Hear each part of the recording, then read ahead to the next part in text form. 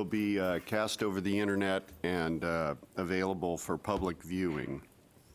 Also, normally at this time, the commissioner or the deputy commissioner are here to address us and make some opening comments. They are at an event at the Capitol that they were obligated to attend, and will try to be here as soon as they can. I'd like to call on Dr. Tomerlin. Do you have any other opening comments that you'd like to tell us from the board, co-board perspective? Well, I shared they had planned to be here, but as all of y'all know, this time of year during session, things change rapidly. But as you said, they're planning to attend.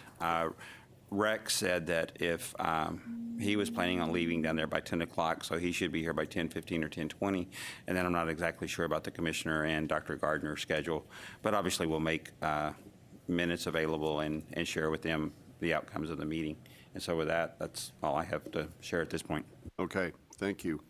Moving on, consideration of the minutes. Everyone has the minutes in their package for your consideration. We won't be able to take action on it, so we'll have to table that item until next time. We ask that you look it over, and also let the record show that George Black has arrived. I think we still do not have a quorum. That gives us a quorum. Does that give them a quorum? Okay, so we'll declare a quorum present at this time. Thank you very much. Sorry, I'm late. Yes. So, well, with that in mind, let me recall the notion of the minutes. So moved. Okay. Second. Second. All in favor? Any? Okay. Thank you. Sorry, I skipped the discussion part. Is there any trailing discussion? Okay. Thank you. So next on the agenda, and by the way, for everyone's edification, we may have to skip around because of the staff that has been called to the Capitol. We'll try to go in order, but if need be, we hope you will be okay with the fact that we might jump around a bit on our agenda. So John Wyatt is up next with a legislative update for the 85th.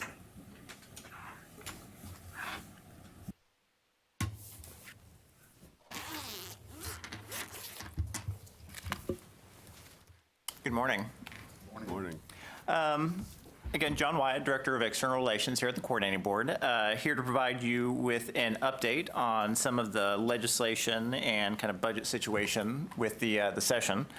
As you know, session is well underway. The Senate and House committees have all been appointed. The higher education committees have had their initial meetings. And the Senate Finance and House Appropriations committees are well underway with their consideration of the budget for the next biennium. There's are a few pieces of legislation I wanted to provide a status report on. These are coordinating board recommendations that are particularly impactful to the sector. Our recommendation for reforming the TEOG program, that includes limiting award amounts to tuition fees and books less Pell, allowing summer eligibility for the program, and allowing students in community college baccalaureate programs to receive TEOG up to 135 hours. That legislation has been filed by Representative Clardy. It is HB 653 in the House. And so far it has not been heard in committee yet. You may be aware that there have been many bills introduced regarding community college baccalaureate programs. At last count, I think we were pushing 20 bills that had some measure of allowing two-year institutions to offer baccalaureate degrees. We do understand that Senator Seliger is working on a version of a community college baccalaureate bill that he intends to introduce shortly. And as the chairman of the Senate Higher Education Committee, that's obviously a bill that's likely to have some priority. Our understanding is that he wants to allow additional community college baccalaureates, but he also wants to be careful about bounding the number of programs that an institution would be able to offer. So we don't know when precisely that might be introduced. The filing deadline for bills to be introduced in both chambers is Friday of next week. Yes, Greg? I had a quick question on the TEOG. Could you just explain how the coordinating board's recommendation differs from the current use of those funds? Sure. So the recommendation was that we limit the award amount to tuition fees and books less Pell. So essentially, through your Pell grant and your TEOG grant, a student would have their necessary academic charges covered. And what that's going to do is essentially move the awards up the income chain so that students who still have need, but maybe don't have as much need, would be eligible for grants, but again, only to cover their necessary academic costs. This was something that the commissioner and the board felt was important given the current budgetary situation and the fact that financial aid programs, TEOG included, are under a lot of pressure. So we had to find a way to perhaps distribute those funds more equitably. And the solution that the commissioner and the board hit upon was, well, let's make sure that students are at least having their necessary costs covered. And I guess one of the differences is that it's going to have the effect of limiting the use of that Pell money to help with living expenses, for example. So yes, so your Pell and your TEOG will equal your tuition fees and books. So any funding that you're looking for beyond those necessary academic charges would have to come from other sources. Okay. And again, not a recommendation that we take lightly, but one that we took in face of the current budget situation. All right. All right, thank you. Another item I'll mention is something that we've been working on at the coordinating board in terms of work study. So as you know, the legislature last session mandated a requirement that between 20 and 50% of work study must now be offered off campus. We've heard from institutions about some of the difficulties they've had with that requirement. We've also heard from some employers who were interested in offering off-campus work study or internship positions, but wanted a more centralized process for doing so. So what we have recommended is what we're calling the Texas Works program. What we would do is with the current work study program, it would be there would be three pieces to it. We would continue to have the campus-based component. We would continue to have the mentorship program. And then we would have this Texas Works program, which would take that money that is currently not being utilized, i.e. the funds that are being returned because they aren't being utilized, and would create at the coordinating board a centralized system for employers to come to the coordinating board and say, we're interested in offering internships across the state. And then we would vet those requests from employers and then fund them from the coordinating board. So kind of the important pieces of this are that, again, it would be utilizing funds that currently aren't being utilized. So no institution should see a loss of their on-campus work study funding. And then we would also include with that a repeal of that 20 to 50% requirement so that the institutions would no longer, that it wouldn't be their job to identify that off-campus work study. It would be our job. So that is something. I'm sorry, I didn't mean Please to go ahead. interrupt, but does that happen a lot? Do you have money left over? No. Oh, I didn't think so. The estimate I've heard from staff is that we have about $1 million that's usually left over and would be used for this purpose. And so that's, again, it's a way we think that we can use this funding more effectively for its intended purpose. We're having that drafted and hope to identify sponsors. Well, we have to identify sponsors in the next week or so. Another item I'd like to update you on is regarding transfer. As you may know, Senator West in the Senate Finance Committee has been heading up a work group of that committee regarding student transfer. And they've been looking at this issue of how can we make student transfer more effective. There have been a couple of meetings. The commissioner and Dr. Peebles have been in attendance. Some of the things that we have recommended to the work group include requiring institutions, four-year institutions, to identify for each major those lower division requirements that are in the ACGM. so that students would be able to know which ACGM courses they can take and will transfer and count toward that major. We're also recommending expansion of the fields of study. So we have pointed to fields of study as the most effective means of addressing what the real problem is, which is not that credits won't transfer, but that they won't transfer and count toward a specific degree. So we have requested a $494 million exceptional item request for fields of study, so that we can specifically focus on the top 25 majors as measured by number of graduates, to have fields of study in those top 25, hopefully by the end of the biennium, if we receive our funding. So that will allow us, our estimate is that those top 25 majors account for 80% of transfer students. So we would be able to hopefully address 80% of the problem by having those fields of study in place. May I ask a question? Yeah. I'm not familiar with ACGM. It's the academic course guide manual. So it's the lower division. Gary would probably know better than I would. And this attempt to cover the 80% of the courses, the coursework, that is the majority of the transfers. Would that be a state mandate that all four-year institutions would follow or have to follow? Well, it's a mandate now in terms of the fields of study. So the universities have to accept fields of study. And the issue we've had has been that they haven't been kept up. There's really been no effort to maintain the fields of study over the last 10 years. So what we're proposing is, and as you well know, and is already underway, updating the fields of study we have and making sure that we have in place fields of study for those top 25 majors. And that's just a starting point. I mean, eventually we want to have all majors. But it's going to take kind of a long-term commitment to making sure that those fields of study remain up to date.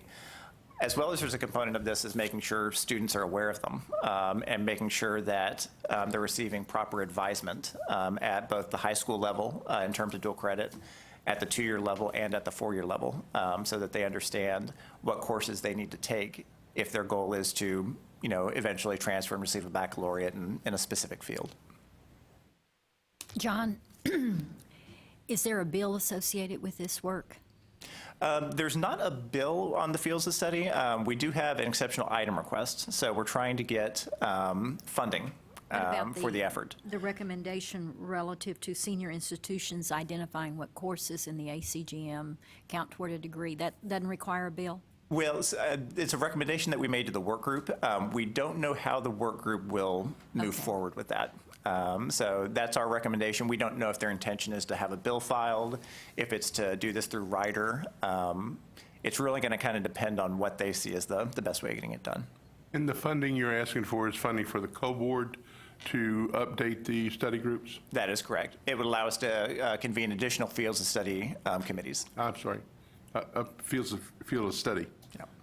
So you're working on it, but you really don't have enough money or staff right now to do a quick job of it. You'd like to do it faster. That's essentially it. We're doing it right now. We could do it faster if we had more resources. And again, our focus is on those top 25 because we can really make a difference Yes. if we can That target makes those sense. majors.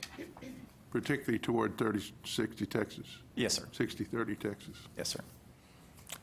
And that kind of leads us into a little discussion about the budget, which might not be as fun. So as you well know, the introduced budget came in at a reduction for the community college sector. We have provided updated formula funding data, actually just this week, to the LBB for them to be able to run the numbers, including the error-free spring data. The conversation in both the Senate and the House in looking at the budget has been constrained. The House House Appropriations was meeting this morning to have an initial look at what's called their decision document, in which they go through the education and look at what are the decisions we have to make in terms of funding. And a comment that Chairman Ashby made this morning was that currently, HB1 is over the biennial revenue estimate, so you should be thinking about where else might you want to cut in this document. So That's out there. The Senate likewise, they came in at a pretty substantial cut, but they also included a provision that the committee should look at an additional 1.5% GR reduction when they're considering SB1. So my caution would be don't assume that the bill's only going to go up, that funding's only going to go up in the bill. There may be a need for it to be reduced further. In terms of timeframe, the House Appropriations Committee is going to start making decisions next week. The Article 3 Subcommittee will start making decisions next week. We understand they're going to start meeting on Monday, start going through public ed, and then over the course of the week, they'll decide, what do they want to fund? What rider changes do they want to make? So we're actually working with members to find support for our exceptional item and rider revisions. Senate Finance, we don't have a certain time frame for when they'll be making their decisions, but we do expect it's going to be relatively soon. So hopefully in the next few weeks, we'll have a better sense of where the higher ed budget is headed. And that's what I have. Any further questions? John, this time of year, you and your staff are meeting yourself coming and going with all of the work that you're doing, and we know you do it for the benefit of the entire higher ed sector. So on behalf of all the institutions, we say thank you to you and your staff for what you're doing for us. Well, thank you, Chancellor, and I appreciate that, and I will pass that on to my staff. Thank you very much. Next up will be Jan Phelps from CAT and Steve Johnson from TAC. Anagrams, almost.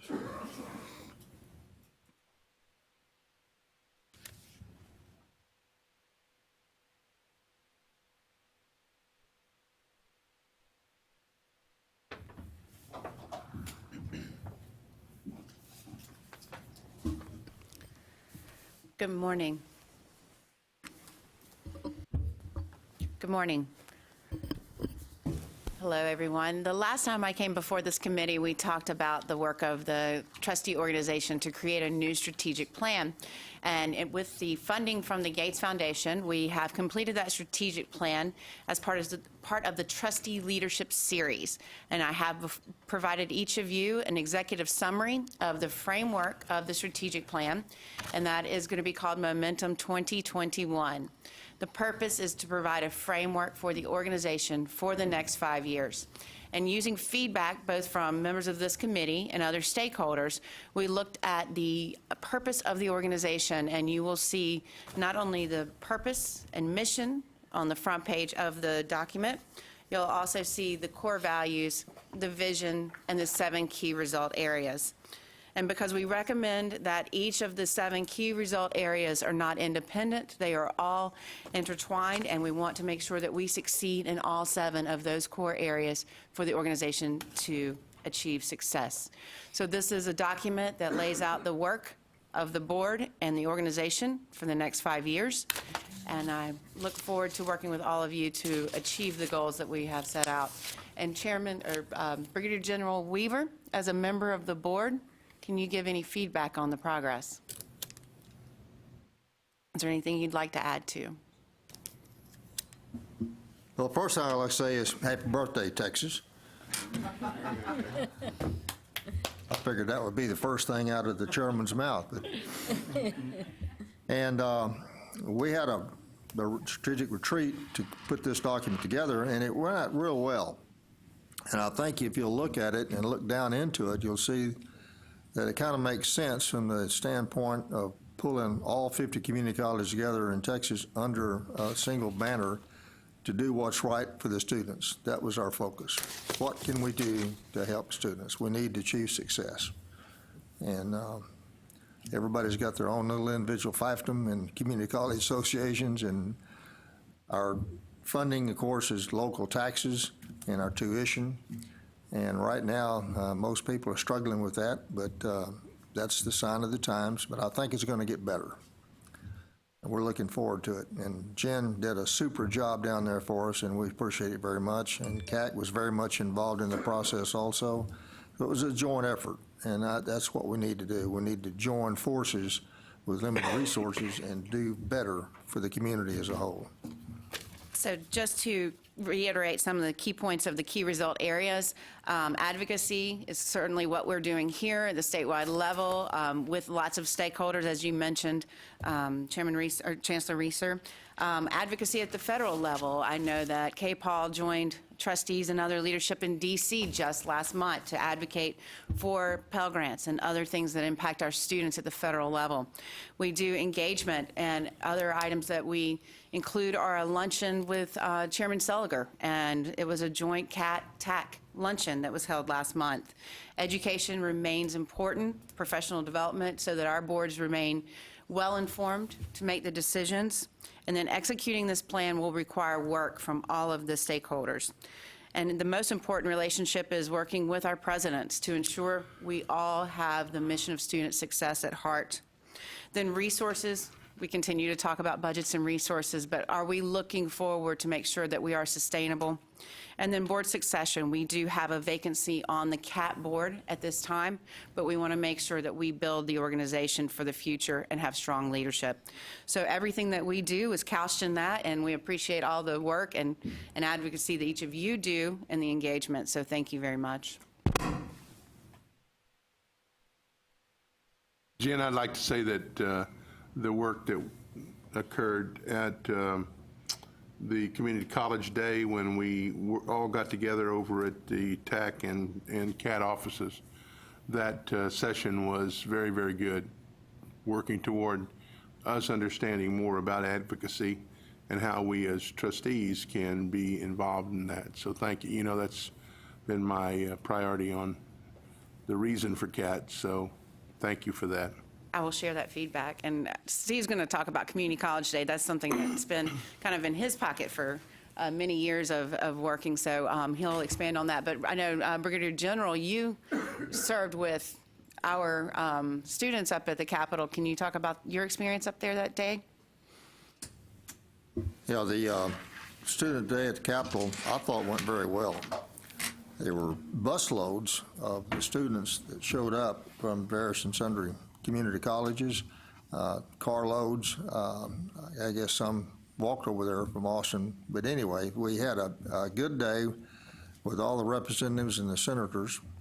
And I think the message that goes out when you have a student stand there looking at a state senator or state representative is that, you know, we're really real people. And we're here to be the future, our future generations, and we're going to be in your shoes one of these days. So it's important, I think, to have that engagement, to make sure that we're getting the students involved in what's going on within their state, because it's going to make a difference downrange. I think it went well, and thanks to Jen for coordinating, and the luncheon we had was a little bit discouraging when the state senator said, well, you know, this common numbering system and giving credit between colleges is really not a legislative problem, it's an academic problem. And I thought, man, you just chasing the dollars. And that's the big problem I think we've got to get worked out. We've got to have a seamless transition from community college to a four-year university. It's got to be. And we're getting all kinds of resistance, and I hope the Higher Education Board will come on board and be part of the solution, not part of the problem. Exactly. We all have to work together as stakeholders to achieve the goals of 60 by 30, but what it means bigger for the state of Texas. So I agree. Thank you. Any other questions or comments for Jen? Did you change your cell phone number? No, sir, but I'll be in touch with you. I'll be sure to. Because I texted you that I was running a little late, Okay. and I couldn't tell whether you received it. Okay. I'll get on that, sir. Thank you. Jen, I might point out the question that was raised earlier about the academic course guide manual. That would certainly lend itself to an opportunity as we pursue these additional fields of study or review the ones that exist that I don't think have been updated since we went from the maximum number of allowed semester credit hours. That would be a perfect opportunity for the university and community college partners to assign a common course number. I know that when I worked for the University System of Georgia, it was a massive undertaking, but the community colleges and the universities managed to agree that English 1, whatever you want to call it, I know all the community colleges call it 1301, but it certainly does assist with the transfer to the universities. And I think that I suspect that everyone up here would agree that that would be a good thing. And I'll say Absolutely. that Ms. Flickinger has championed that particular issue for many years now and actually has spoken on behalf of the bill at the legislature that has not been able to get out of committee. But I think you're stating the most important thing is we've got to focus on what does it mean for the students to remove the barriers to allow them to achieve their goals. And that's what's important. What we've had to do is go from university to university and department to department. And one of the things that's really coming to play now is that as young people are taking dual credit courses taught by our faculty, for some strange reason, between their junior year in high school and whenever they finish their associate degree, perhaps as their first year out of high school, they might have changed their mind on which school they want to go to. And that is what makes this so important. Some schools will accept certain courses and other schools will not. There are some that are more open to accepting, and I think that's going to make a huge difference as far as where students are transferring. And it's not the flagship schools. Well, I think that's perfect transition. There is work going on currently with a committee that Steve is co-chair of. So, Chairman Reeser, if you don't mind, I'll move on to the next agenda item. Yes, please do. Thank you.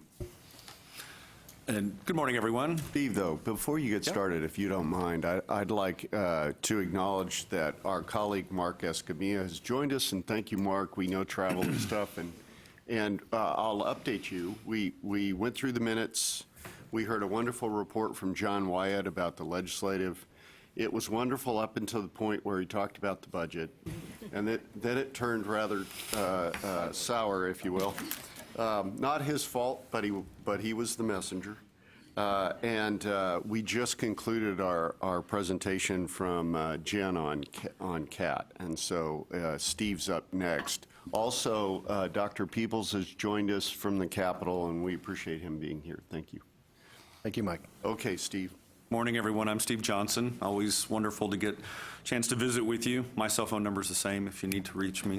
So, I thought I'd talk about some broad policy things and a little bit about Community College Day, and then I'm going to talk about the budget as well, so you'll have a chance to more and a bit more. So Community College Day, I would say that this was probably one of the more successful community college days we've had, and that's for a couple of reasons.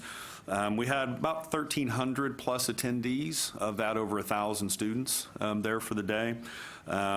We structured it a little bit differently. Those of you who've been to it before, we used to have a large rally on the steps of the Capitol in the morning. Instead, we tried to focus on providing content for students during the day. If you were able to attend, we had a really good panel midday where we had Chairman Zerwas, Chairman Ashby, Chairman Bonin, Gary Van Dever, Representative Landgraf from Odessa, all there. Each spoke, and then they spent about 30 minutes taking questions from students. And I can tell you all of them said, did you pre-program them with questions? Because they were wonderful, wonderful questions from the students. I think the other thing I would point out in terms of success, we made a concerted effort to work with the Community College Marketers Association, TACCM, which includes not only community colleges, but TSTC members as well, to use them to push out messaging during the day. I'll tell you, those of you that tweet or follow Twitter, we trended not only in Austin, we trended in the state of Texas briefly, which if you know Twitter, that's a big deal to get to the top. We had at one point about 16 Facebook Live feeds going out and about 10 Periscope live feeds going out back to colleges. We really tried to emphasize that it wasn't just Community College Day in Austin, it was Community College Day statewide. So we'll probably take that model forward and continue to add some content for students and really try to broaden the reach rather than just simply that day. But General Weaver, you're right. What I hear from legislators is there's nothing that has more impact for them than to have a constituent student in front of them telling them the story of why community colleges make a huge difference in their lives. So thank you to those that were there. Hopefully we'll have another great one in 2 years. I saw some of you in D.C. For NLS. I will tell you that, at least from my perspective, I was encouraged in terms of feedback from staff and members of Congress in terms of year-round Pell. I know Speaker Ryan just last night, Speaker Strauss is stuck in my mind. Speaker Ryan just last night said that he was in favor of year-round Pell. So I think we're going to get some movement there, and those of you know that could have a significant impact on our institutions. So let me pivot away and talk about the budget, and then I'll talk about a couple policy areas. Currently, both bills— Gonna do it too? Just briefly. Well, I kind of want to give you an update just specifically from the community college perspective. And I know Chancellor Reeser, you guys have your own formula and your own efforts underway.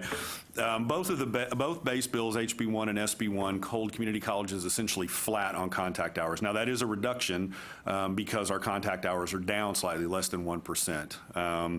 I think what's probably more problematic is that we see a reduction once again in student success point funding. It was $172 per point last time. It's $166 now. If you remember back in 2013, we put it in place. It was $185 per point. I think the other thing that we really look at in terms of, a challenge moving forward is on the Senate side. I'm sure you've heard that they zeroed out all special items. Obviously, for community colleges, it has less impact than some of the universities where special items can make up 30–40% of their total state funding. For community colleges, our total special items are about $30 million out of a budget or appropriation of about $1.77 billion. So it's a fairly small percentage. Now, that doesn't mean they're not important. I'd point to a couple of them. One is Virtual College of Texas, which serves a statewide need of delivery of online content for students. It's housed here at Austin Community College, but that's just the fiscal agent for it. It serves all of your institutions. The other is Starlink, which is housed at Dallas County Community College District. Once again, serves a statewide mission for professional development for faculty and staff. I think both of those are critically important. The third one I would really point to is the Southwest Collegiate Institute for the Deaf, which is a state institution located at Howard College in Big Spring. It is a special item, but it is truly a standalone institution that shares resources with Howard. It's the only two-year deaf institution in the country. So those are three that we focused on because they're statewide mission. There's others that we're going to advocate as well for, but those are the three I kind of wanted to point out to you as we see critical. On the House side, they took a 9% reduction, so it's 91% of the funding. On the Senate side, everybody's special items were zeroed out. Now, Chairwoman Nelson has made it clear that they want to come back and revisit that. I think, John mentioned that the work group has started, so we'll know more in the next week or two, but we're actively talking with staff and members to make it clear to them why these things are important to us. The TAC and CAT ask, if you remember, and we also had the TCCTA, the Teachers Association, sign on as well, is an $87 million increase. I think what's important, though, is how we'd like that $87 million to come to your institutions. The first pot would be to the core operations, where we would see an increase of $500,000 per institution. As you know, that's a flat amount to each institution, which helps to account for some of the variation in size of institutions. Then we would want the next part of that $87 million to go to success points funding to get it back to the $185 per point, correct? Dr. Johnson, you mentioned TAC and CAT on that core funding. I believe that was a recommendation of the coordinating board as well. Do I remember that correctly? Correct. Yeah, you are correct. Our initial ask was to keep it at the $1 million, but we've mirrored the coordinating board ask now at $1.5 million per institution for a $500,000 increase. So that's all 50 community colleges, the coordinating board, and CAT. Right. The Teachers Association. And the Teachers Association. And TCCTA. Exactly. I just wanted to clarify that. No, absolutely. Yeah, that's a good point. So those are kind of the top two for us, and then the remaining dollars would go into contact hour funding. So the first would obviously cost $25 million because you've got that amount of an increase per institution, and the success points would cost about $17 to $18 million to get them up to the 185, and then the balance would be in contact hour funding. But that's our messaging to the legislature, is that's kind of our priority order of new dollars. I'm going to pivot and just talk quickly about a couple of policy areas. Jen mentioned we joined with the UT system to convene a statewide task force on dual credit. And it's much larger than just TAC and UT system. We've included folks from the coordinating board. Rex was there and is a member of it. TEA, the TASA, superintendents of ISDs, other university systems. It's about 30 members of the task force. And the notion is, I mean, clearly we all know that dual credit has seen a significant increase in the number of students taking courses. I think we will see that continue on. But many changes were made last session, and we'd like to take a pause on any changes at a policy level and allow the sectors combined with stakeholders at the state level to really have a conversation about what policy issues there are and what solutions might be sought. And so that task force met for the first time last month. It's going to meet every other month, but we've broken into work groups to try to take a look at issues in a more clear-cut way. So one would be program quality, access and equity, funding of dual credit, specifically transfer. And when you talk about transfer of dual credit, you're really talking about transfer writ large, because dual credit are college courses for high school credit.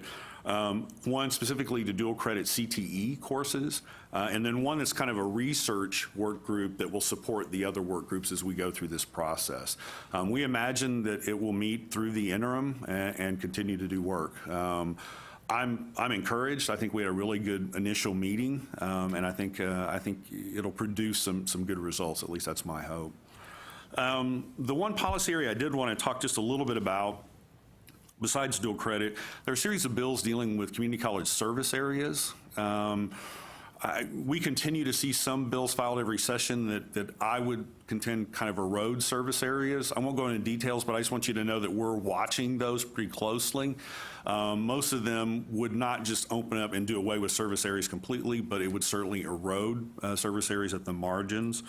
The other one I would point to is a bill in particular, and I think there may be another one coming, dealing with representation on college boards of folks that aren't in the taxing district. So if you remember last session, we had Blinn College have 2 board members appointed from Brazos County. The current bill that has been filed would allow Weatherford College, or require Weatherford College to add 2 new members onto their board from Wise County, where they have a maintenance tax. We once again see that as a governance issue, that boards are set up as a political subdivision, just as counties or school districts, and you as board members and you as CEOs, your representation is within the taxing district, not outside of that. But we continue to see issues around service areas. I think it's something that we want to have a deeper conversation as we go into the interim about service areas. If you remember, they were put in place in 1995. The state is a very different state than it was in 1995, and it maybe is time for community colleges to take a look at those rather than have it driven out of the State House. So that's kind of my presentation. Be happy to answer any questions you might have. Any questions or comments for Steve? Like John, you guys work tirelessly for our sector, and we really appreciate all the work you do personally and also through your organization. Thank you very much. Chancellor Reeser, it might be important to update this committee about your testimony with Jacob and Joe May that you presented yesterday before the new Higher Education Committee Chair, J.M. Lozano, who is in Mark Escamilla's district. So you provided testimony yesterday, and I did indeed. sat with our team, and we appreciate that. Thank you. Thank you. So, in case you didn't see it, Chairman Lozano invited various members of the higher ed sector to come and discuss matters of affordability, accessibility, and student success. There were broad panels available that responded to that invitation, and a thorough discussion presented to the new higher ed committee from the perspective of those of us in the sector regarding those topics. And I was honored to be on one of the panels with Joe, May, and with Jacob. Yeah. We'd also like to acknowledge Dr. Gardner has joined us on the panel. Thank you, and thank you for your service at the Capitol, which caused you to be trailing on us today. Thank you very much. Next up, as you recall, Greg Powell had requested that we discuss an item regarding registered nursing programs. Greg, do you want to kind of give us some background about the item before Julie joins us with some comments on it? Sure. Yes, Mr. Chairman, I'll be glad to. My real question that I posed was, how does the coordinating board determine the success of nursing programs? And if so, how do they make that determination? And is it one of graduation of students from a program? Is it, does it include the percentage of students who are successful on the NCLEX exam? I know that at the local level, for a lot of folks, what will close a program down is a low pass rate on that NCLEX exam. But that doesn't seem to be a factor at the coordinating board, and so I was just seeking some clarification on how we determine the success of a nursing program.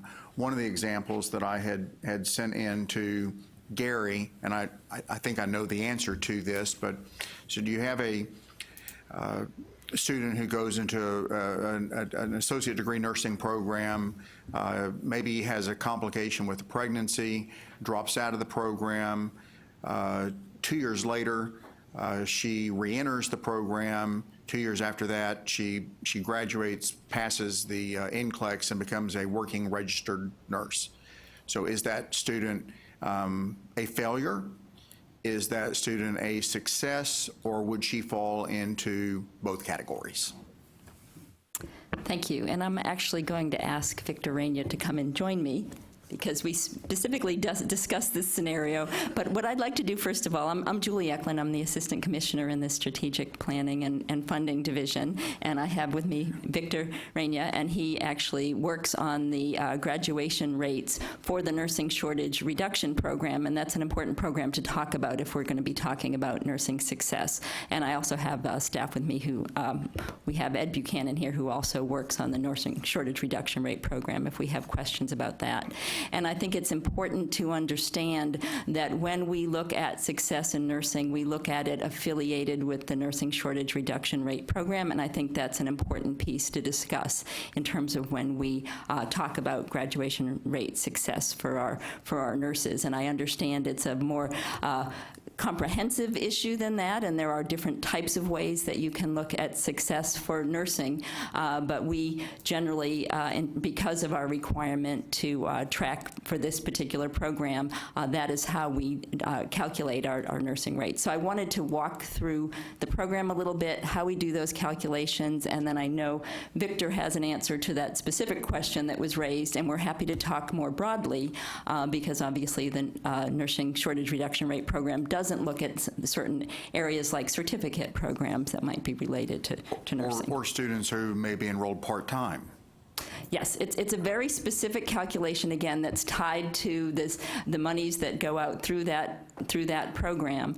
And so we are very clear about how we need to track that to meet the requirements, but it doesn't include certain categories of students who might not finish in the time frames allotted. So just briefly in terms of the program, we did have a little error in the first slide, and there are actually three components to the nursing shortage reduction program. There's the regular program, which began in 2006, and then in 2010 we had the over 70 program, and that ties to enrollment, not graduation, so that's the correction we just made up on the slide. And then we have an under 70 program that does tie to graduation rates. So the regular program, again, and the under 70 program, they're based on increasing graduates, and it's for those programs that we look at the graduation rates, and the over 70 program is based on increasing enrollments. Funding is provided for the over 70 and under 70 programs in advance, and folks are probably familiar with that, and there's what we call a settle up at the end of that period where if institutions haven't met the benchmarks, then the monies are returned. And then any unused, the regular program, the funds are earned after the fact in terms of looking at our rates of success. And then any unearned funds are reallocated to the institutions that have exceeded their targets. And just a little background, here is how much was appropriated for the three programs each year in 16 and 17. And this actually has been a very successful program. If we look at since 2005, the bachelor's nursing rates at universities grew 2% in terms of degrees. Master's degrees grew 221%, and at community colleges, the associate nursing degrees have grown 48%.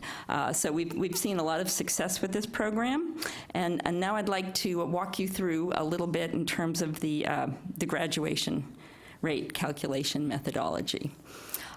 So what we do is we determine the cohort for a calendar year. So we look at spring, summer, and fall. There are one-year programs and there are two-year programs that fall under this category. So the one-year programs are the cohorts that include students who are reported for the first time with what we call an RPA code. It's a restricted program admission code that we began collecting on our CBM student report when these programs came through. So we're able to very specifically identify based on institutions reporting to us when students have entered these programs. And so for the one-year program, it includes the Nursing Allied Health to ADN program, the Nursing LVN to ADN program, the Paramedic to ADN program, and the Nursing Initial RN Licensure LVN to ADN Transition program. So these are all the one-year programs.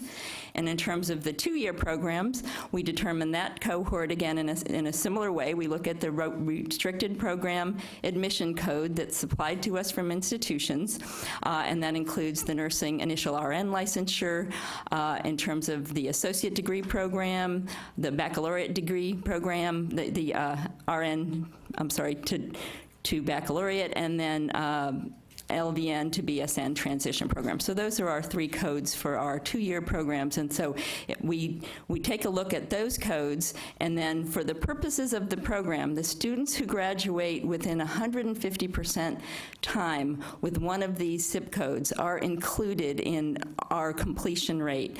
So for the one-year programs, the students have to graduate within 18 months from the start of the program, and for the two-year programs, the students have to graduate within 3 years from the start of the program. So it's very prescriptive in terms of the students that we include and the amount of time that's where we track the students. Julie, is yes. that data gathered more than once a year? So a lot of colleges will have admission in the fall and then a new class in the spring. Yes, the CBM data comes to us 3 times a year, and so we get it in the fall, the spring, and the summer, and we include this code on each data collection, so we're able to gather that. Here's a little bit more detail about how this is done. Now, one thing that's interesting about how we do the program is we need to come up with one graduation rate, which is what it's referred to in the program. It's really a completion rate. We need to come up with one rate for students who are in that one-year program where we track for a year and a half, and for students in that two-year program where we track for 3 years. So we have a specific methodology to gather the graduates from the two programs. So we have the one-year graduates and we have the two-year graduates, and then we look at the rate of those who completed in the time allotted over the total cohort of students. So basically we add the 1 year and 2 years who have completed in the time allotted, and we include that over the entire cohort in terms of the denominator. Okay, and I think we're missing one slide at the end here. And I think you probably have that on your handout.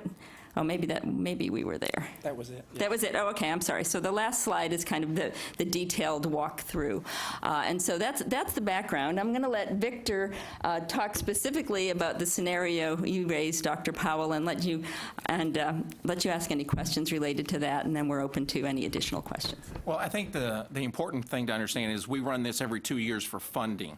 So to answer your question specifically, the answer is they would be considered a failure on the first one because they did not graduate within the first time. What we do, for example, for the 14 graduation rate is we look at 13 and 14 to see when they started. So we would recognize they started that year, but then did not graduate. For the following biennium, we would look and see, well, they weren't in the program the year before. So we're going to mark them as that year starting again. And if they graduate within the 150% time, they will be considered success in that graduation rate. So they're both. In the first one, they would be considered not a graduate. In the second one, they would. And I'd like to say what Victor just said, not a graduate is the more appropriate phrase than a failure. Yes. So I think we need to be careful about saying they're a failure because we do include them later.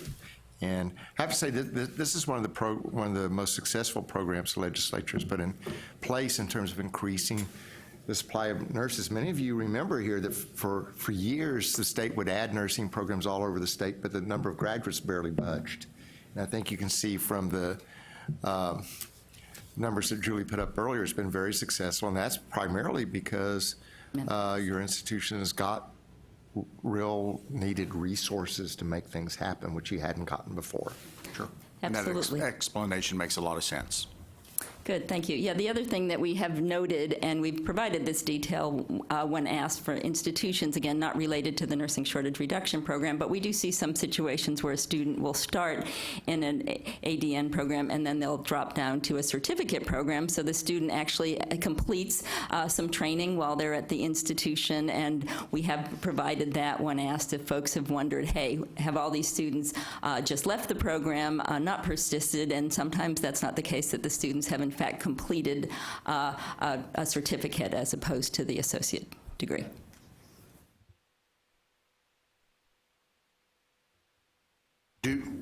I realize that we're talking specifically about this program, but do you all ever look at the success rate on the NCLEX exam? And I believe I'm going to turn to Rex, and that was a question I thought you just wanted to specifically talk about this today, but we do collect data, I believe, on the nursing exam, and we provide it in the accountability system. I'm going to go ahead and look for where we've had that information in the past in terms of our licensure data that we collect. So I can double check and find out for sure what we have if Rex doesn't have the answer.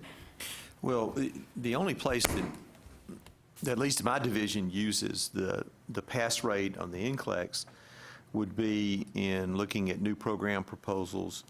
But even for program closure, the low producing report is going to take into account a graduation rate and not passage on the NCLEX exam.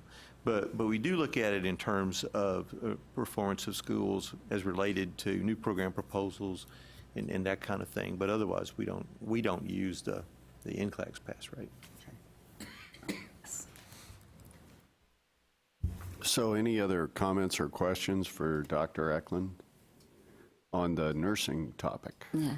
And I will mention that I did find we have degrees and certificates in nursing that we currently show in accountability, and it indicates the number that have been awarded. So that information is available for comparative purposes for people to be able to look at that. And that, again, is not based on the methodology we use for the nursing shortage reduction program, which is a rate. This is just an indication of here are the degrees and certificates which were awarded per year for the institution. And where would we find that?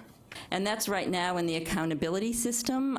We're actually updating our accountability system, and I don't believe we're going to have the specific detail for nursing now in the new system because we've pared back some of the measures, but we are going to be including it in terms of our interactive capability within the system where we'll show additional data that might be of interest to institutions. So we'll continue to have that information and to collect it. Right. Thank you. You mentioned collecting this data 3 times a year. I'm assuming that it's run on the collegiate year, the state fiscal year, September through August? Yeah, or- well, we collect, let me clarify that a little bit. We collect our CBM 111, which is our student enrollment report. We collect that 3 times a year, and it's after, after the 12th class day, the institutions are given a little bit of time to gather the data together and provide it to us, and then we go through the certification process. So, it usually takes a few months after the semester. So, for example, in December, January, we finish up certifying for the fall enrollments. So we collect the enrollment data that way. In terms of the graduates, we collect that once a year, but we ask for the time of graduation, so we're able to tell when the degree or certificate was awarded. But I think it's fall, spring, summer, so we work on the September through August, I think was. Oh, yeah, my I'm question. sorry. Yes, it is on the fiscal year cycle. Dr. Eklund, while you're here, do you have any other topical comments you'd like to make? No, unless there are any additional questions about nursing shortage reduction or, no, okay. Thank you very Thank much you. to both of you for helping us today. You're welcome. Happy to be here. I'd like to also offer that I think this is a perfect example. Dr. Powell had a question about how are things done. And I think pursuing that question in this forum was an ideal use of our time in terms of ensuring communication and better understanding. And so thank you, Greg, for bringing that all to our attention. I think it was worthy of our consideration. Next up on the agenda is item 7. Dr. Peoples was going to make some comments regarding transfer. This was on the agenda last time, but then rolls over to this time. Rex, do you? Yes, I'll talk about transfer, but I was just told by Donna Carlin, a member of my staff, that we do use board passing rates to qualify folks for innovation grants in the nursing programs. So there is another use of it as well. All right, so many of you know that transfer has become a hot topic in the Senate, at least. It remains to be seen whether it will be a hot topic in the House, but it certainly is in the Senate at the moment. And that was due to the Senate Finance Committee, much more so than the Senate Higher Ed Committee. But, for good reason or bad, transfer has become a hot topic. And so part of what has resulted from that is that Senator West, who is both a member of the Senate Finance Committee and a member of the Senate Higher Ed Committee, was directed to set up a work group to look at the issue of transfer and bring back to the Senate Finance Committee some recommendations about how to fix the problem, as it's been put. So, and the work group consists of Senators West, Taylor, and Nichols, and Seliger? Are you sure about that? Okay.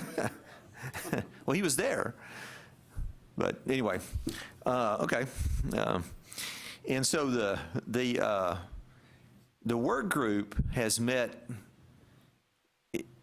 in some form a couple of times. And at the first meeting, representatives from each of the university systems and each of the 4 independent 4-year institutions in Texas and a representative from community colleges were asked to attend that meeting and talk about transfer issues as they saw them and make some recommendations about what to do about it and so forth. Joe May, the chancellor of the Dallas County Community College District System, represented the community colleges at that meeting. And there were and most of the representatives from the systems were either vice chancellors of academic affairs or folks from the academic affairs systems offices, with a couple of exceptions. And I think 3 of the 4 independent universities were also represented in that meeting as well. There was another meeting where there was a lot of discussion, mainly between Senator West and myself, about issues that surrounding things like the core curriculum, but also fields of study and the Texas Common Course numbering system.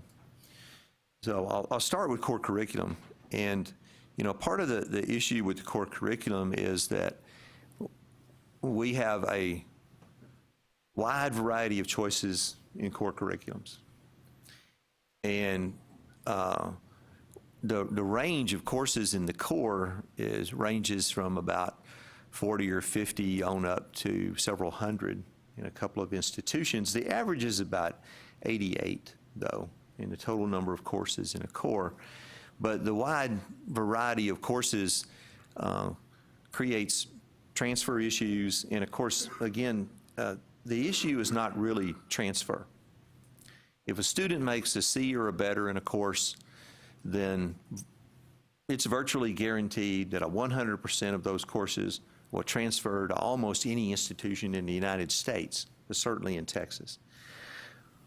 What is important is whether those courses that are transferred then can be applied to that student's major. And so one of the things that we've looked at, and Julia's run a lot of data on this, and some of the things that we've discovered is that if you just account for A's, B's, and C's, then we know that transfer students take about 15, 16 hours more to complete a degree at the bachelor's level than students who do not transfer. And that is true both of transfers from 2 to 4-year schools, but also transfers from 4-year schools to 4-year schools. So there's at least a semester's worth of work that's being paid for by students, parents, taxpayers, that may be due to the loss of credit in transfer. Now, in all fairness, it's hard to know how much of that is due to a student's courses not being accepted in their major, and how much of it is due to a student who simply changes his mind about the major he wants to do. But we suspect that probably most of it has to do with the loss of credit rather than a change of mind in major, but certainly that accounts for some of it. And we're still trying to dig into this and learn more or learn all that we can about transfer. But what we do know is that there's a lot of anecdotal evidence out there from students who call senators' offices and complain about the fact that either themselves or a parent who calls and complains about the fact that a student has moved from one institution to another institution, and some, most, or all of the credits that they had accumulated before at institution A were not successfully applied to a major at institution B. We believe that some of that is compounded by, and may be further compounded by, in dual credit, where students wind up taking a lot of courses in dual credit. And sometimes some of the anecdotal evidence from it suggests that students will sometimes take a lot of dual credit courses because they're there and because they may transfer and they may apply. But to go back to the core curriculum, so if you look at legislation on the core curriculum, then a couple of questions I got in a meeting with the senators about this is that it says that in the core curriculum that courses must be lower division, they must be consistent with the Texas Common Course numbering system. And so there was a lot of discussion about what the term consistent means. And in all honesty, the term consistent has been interpreted rather broadly over time. And so what we may see is some effort to tighten up the core curriculum so that it serves the purposes of general education in a better way, but it also then becomes more sort of applicability friendly for students to some extent. And I'll talk a bit in a moment about how we're trying to tie that into things like fields of study and so forth. So that was one discussion, was the core curriculum. The Texas Common Course number, and by the way, the legislation on the core also says, right, it should be consistent with it, as I mentioned, with the Texas Common Course numbering system. So that was also a topic of some discussion. And I think it's important to remember that community colleges, if I remember correctly, probably back in the late 80s or early 90s or somewhere in there, were required to adopt the Texas Common Course numbering system. And so community colleges use it. The Academic Course Guide Manual Committee in the 1990s, when I served on it, then decided to put the Texas Common Course Numbering System and the Academic Course Guide Manual, which, as you know, serves as those lists of those courses that are eligible for automatic contact hour reimbursement, but they are also supposed to serve as the courses that will then transfer to four-year institutions as well. And the decision was made to couple those two together by saying that if it's going to be in the ACGM, then it also needs to be assigned to Texas Common Course Numbering number, and vice versa. That if it's going to be in the Texas Common Course Numbering System, then it also needs to be find a place in the ACGM. So over the years, institutions have asked for courses to be added to the ACGM, but we've also launched 2 or 3 years ago a major effort to look at the use of courses in the ACGM, and as we've presented here before, the number of courses in the ACGM is now down to about 560, which one may still argue is too many, but it's certainly a lot less than it used to be. So some of that work has taken place, but at the four-year level, institutions are bound by the courses that they put into their inventory, which they control. But the Corps does say that it's supposed to be consistent with the Texas Common Course Numbering System, and there are, frankly, a lot of courses in core curriculums that are not, that do not have an equivalent in the Texas Common Course Numbering System. So we may see some tightening up there.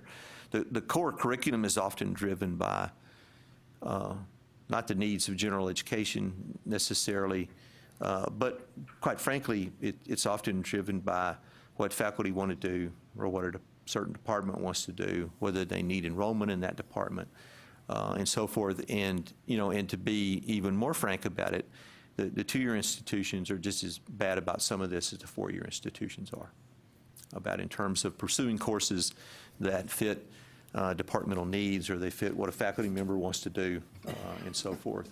So, yes. Rex, I wanted to mention Georgia as an example again. When they decided that a baccalaureate would require 120 hours unless granted an exemption, and there were very few granted, they more specifically said that 60 hours would comprise the associate degree and then an additional 60 for the baccalaureate. And the senior receiving institution was required to accept that core curriculum and the 60 hours in total, completing the first 2 years.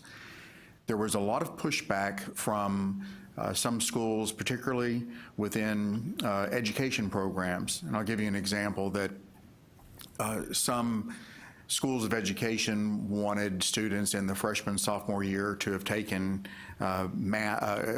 music for elementary school teachers. And some had wanted art for elementary school teachers. And the outcome of that was that if the two-year college offered art, if that was the course that was included in their 60 hours, then the receiving institution had to accept that. And if they so strongly felt that the student needed to have music as well, then they could require the student to take that undergraduate course, that freshman or sophomore level course, but they had to exempt the student from another course within their 60 hours. So the student ended up with the 120 hours. Well, I mean, I think that's an interesting idea, and one of the things that I tried to point out to the Senate Finance Committee is that, and I think one of the things that helps Georgia a lot is that it only has one system. Texas has 60, and that's on a good day, and because some of our systems don't really act like systems. In the sense that all of the institutions within those systems are very independent of each other and tend to do their own thing. So, and I think that, I think the idea itself is a very intriguing idea. And I think to some extent we can come at that almost through the back door, if you will, and I'll explain how and why I think we can get there, at least for the most part. So the core curriculum is one issue. Texas Common Course Numbering System has become another issue. There is a bill has been introduced, at least one that I've seen so far, in this legislative session that deals with the Texas Common Course numbering system. And it actually goes a little bit further than a lot of the previous bills do. It doesn't mandate that four-year institutions must adopt the system as their numbering system, because it would be somewhat time-consuming and probably actually fairly costly to take a system that's well over 100 years old and to track all that course history and then to actually change that over to the Common Course numbering system. But the law does go further in specifying where at least there are equivalents, that four-year institutions must identify those equivalents not only in college catalogs, but also in any kind of transfer guide they put out, or essentially any place where a course with an equivalent number is mentioned, then the equivalent number also needs to be mentioned as well. And it would also give the coordinating board more authority than we've had in the past to actually monitor the notion of whether what a university or a four-year school, or a two-year school for that matter, claims is an equivalent course to a course in the Texas Common Course numbering system, whether it really is equivalent or not. Did I miss it, Rex, if you mentioned the proposal about the ACGM and the request to universities to identify? No, not yet, but I will. That sort of, Yeah, and I'll talk about that in a second. okay. Which would actually address many of those issues as well, right? Yeah, right. So another issue in this was the fields of study, which Gary told me that John had mentioned that our exceptional item request was for $494 million, which I would gladly take. Even 10% of that $494 million, but actually what we asked for is $494,000.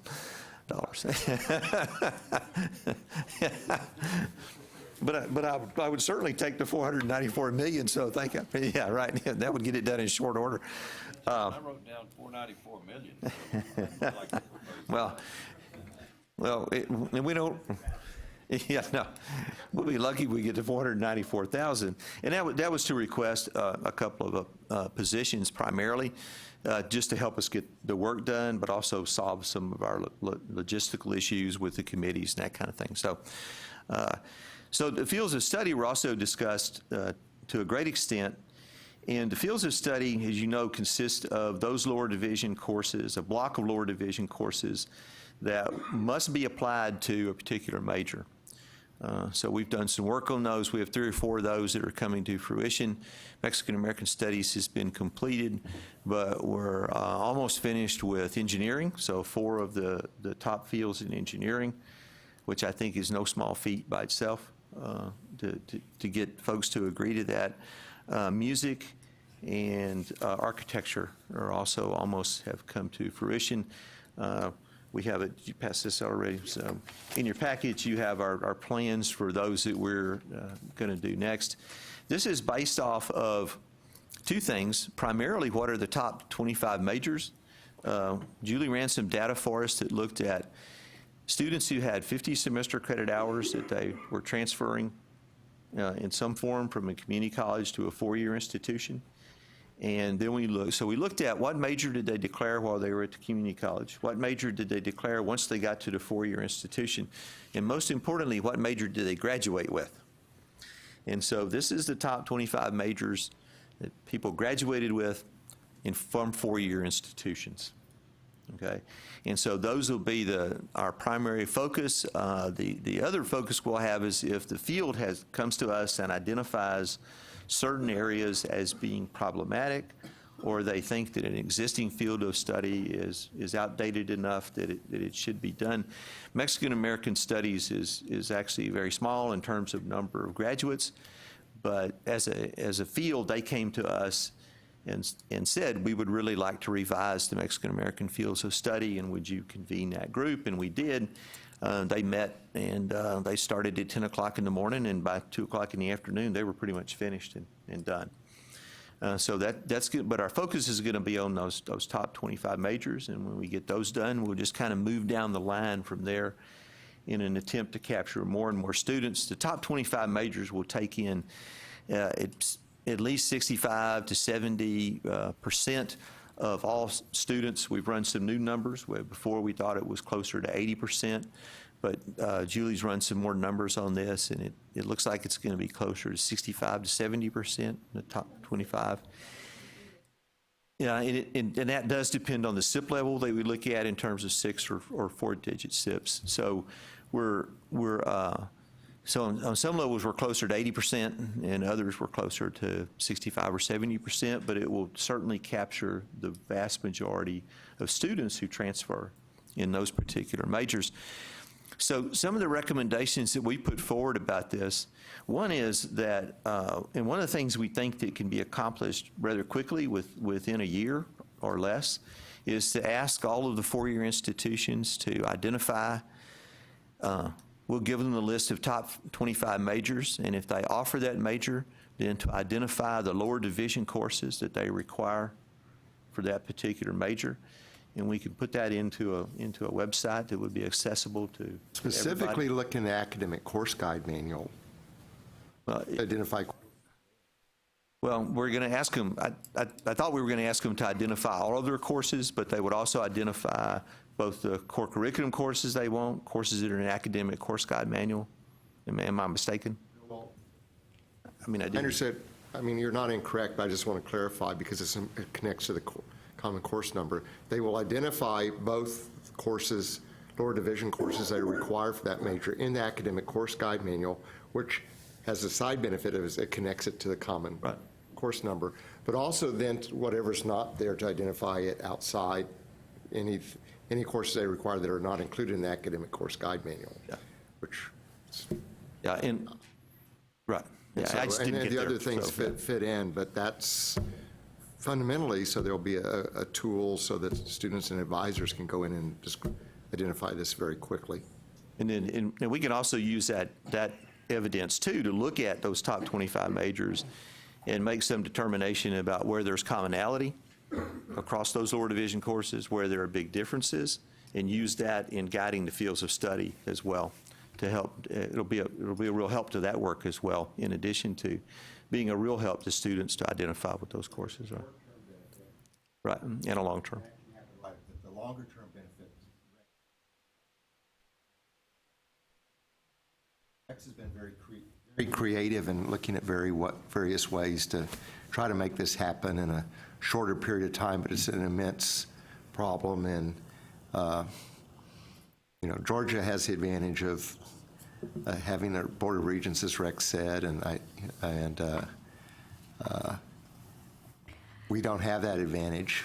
Yeah. And one thing, by the way, I hope you didn't miss in terms of what Rex was saying about the transfers is university students have difficulty transferring to other universities as well. We've got almost the identical problem in terms of courses matching with their majors.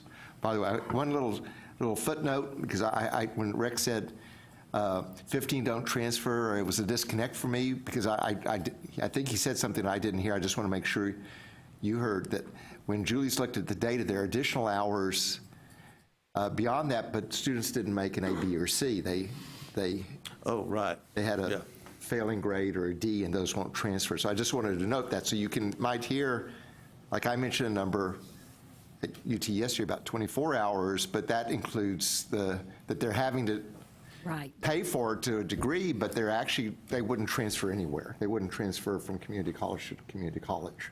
So that's, yeah, because they got the D or for W in that one. Yeah. So that semester 15, 16 hours, that's the courses that got an A, B, or C in.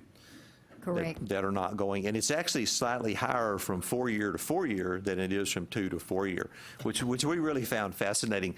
But I think it does point to the fact that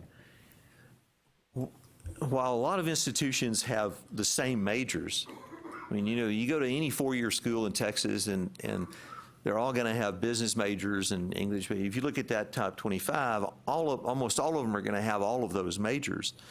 But there are differences enough in the way that they are constructed and the curriculum within them and the hours associated with classes and the sequence of those courses and prerequisites or not prerequisites and so forth, that it obviously creates problems for students. And while on some level, a semester doesn't sound like an awful lot, it's millions of dollars that are lost.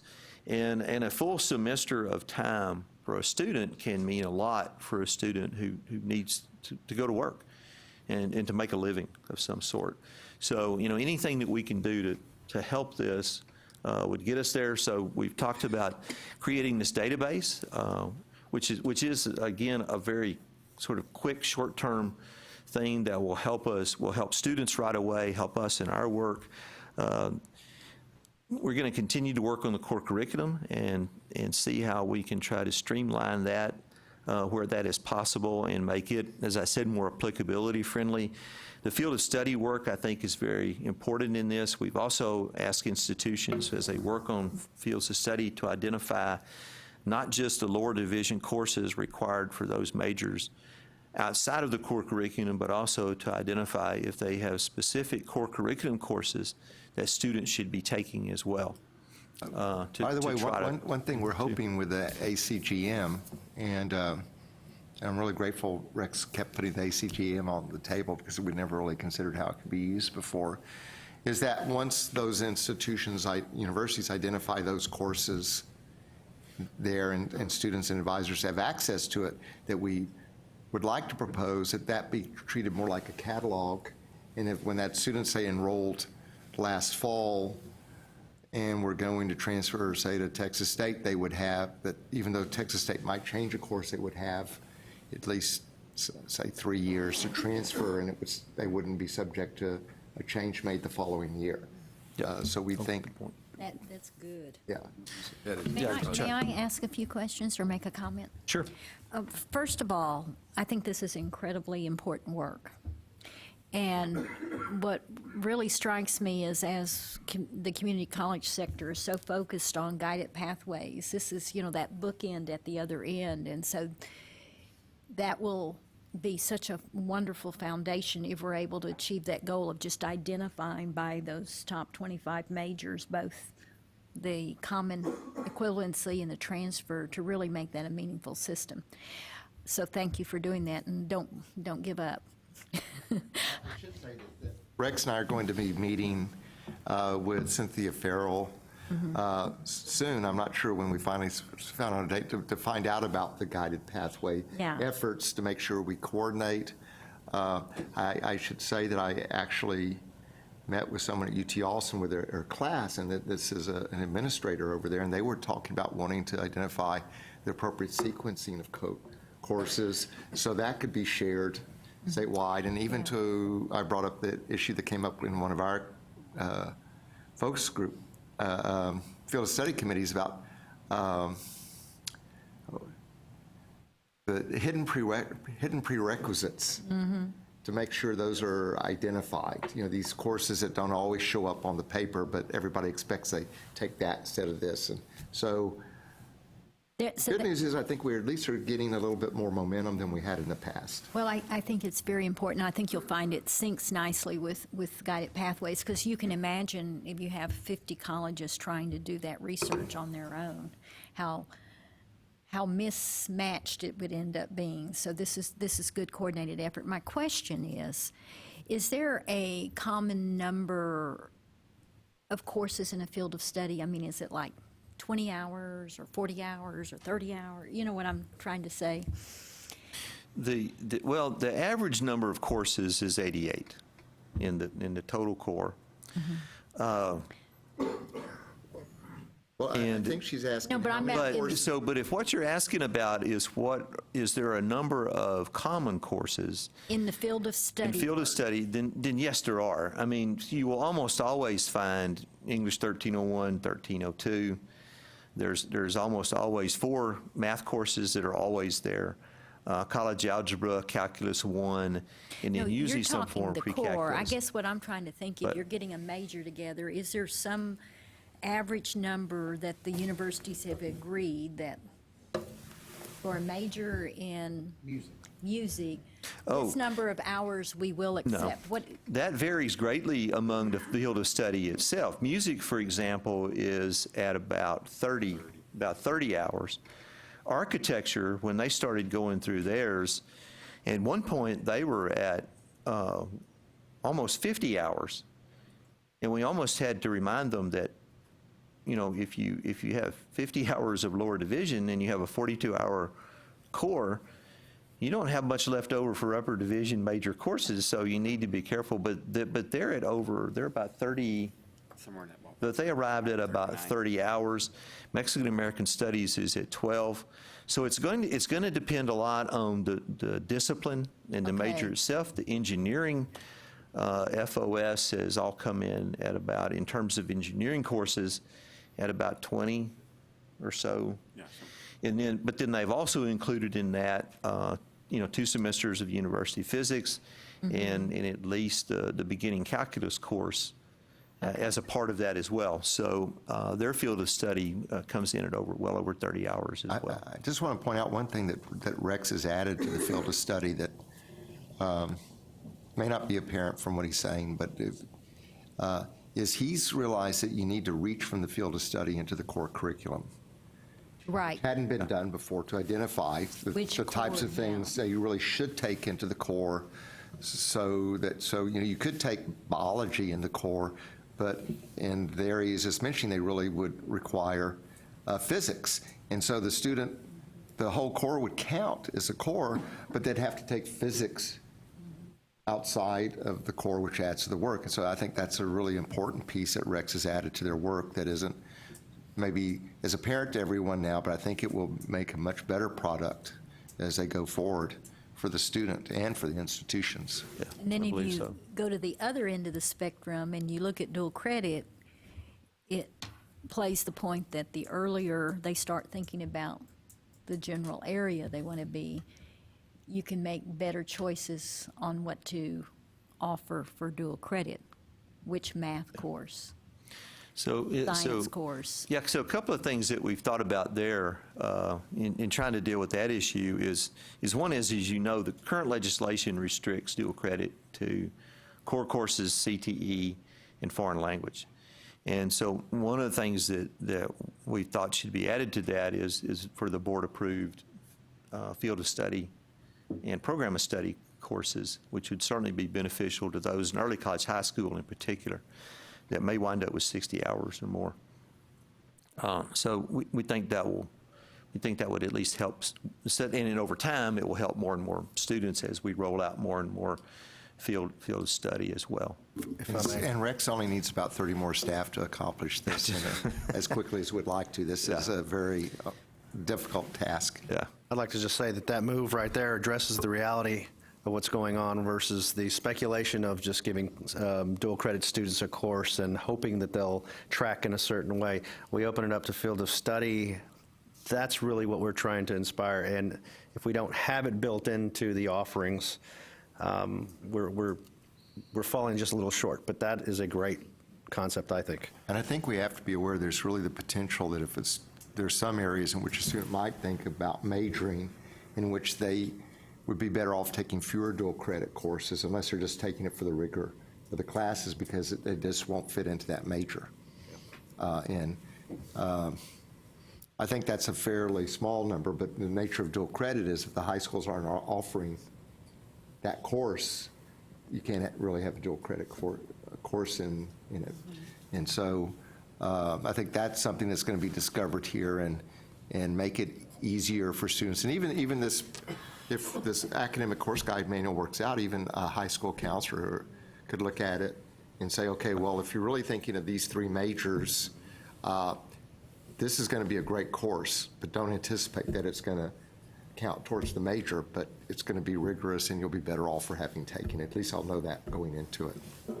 And as we proceed with the field of study work, then we think we can use what we learn from those to sort of back our way into what are commonly called meta majors.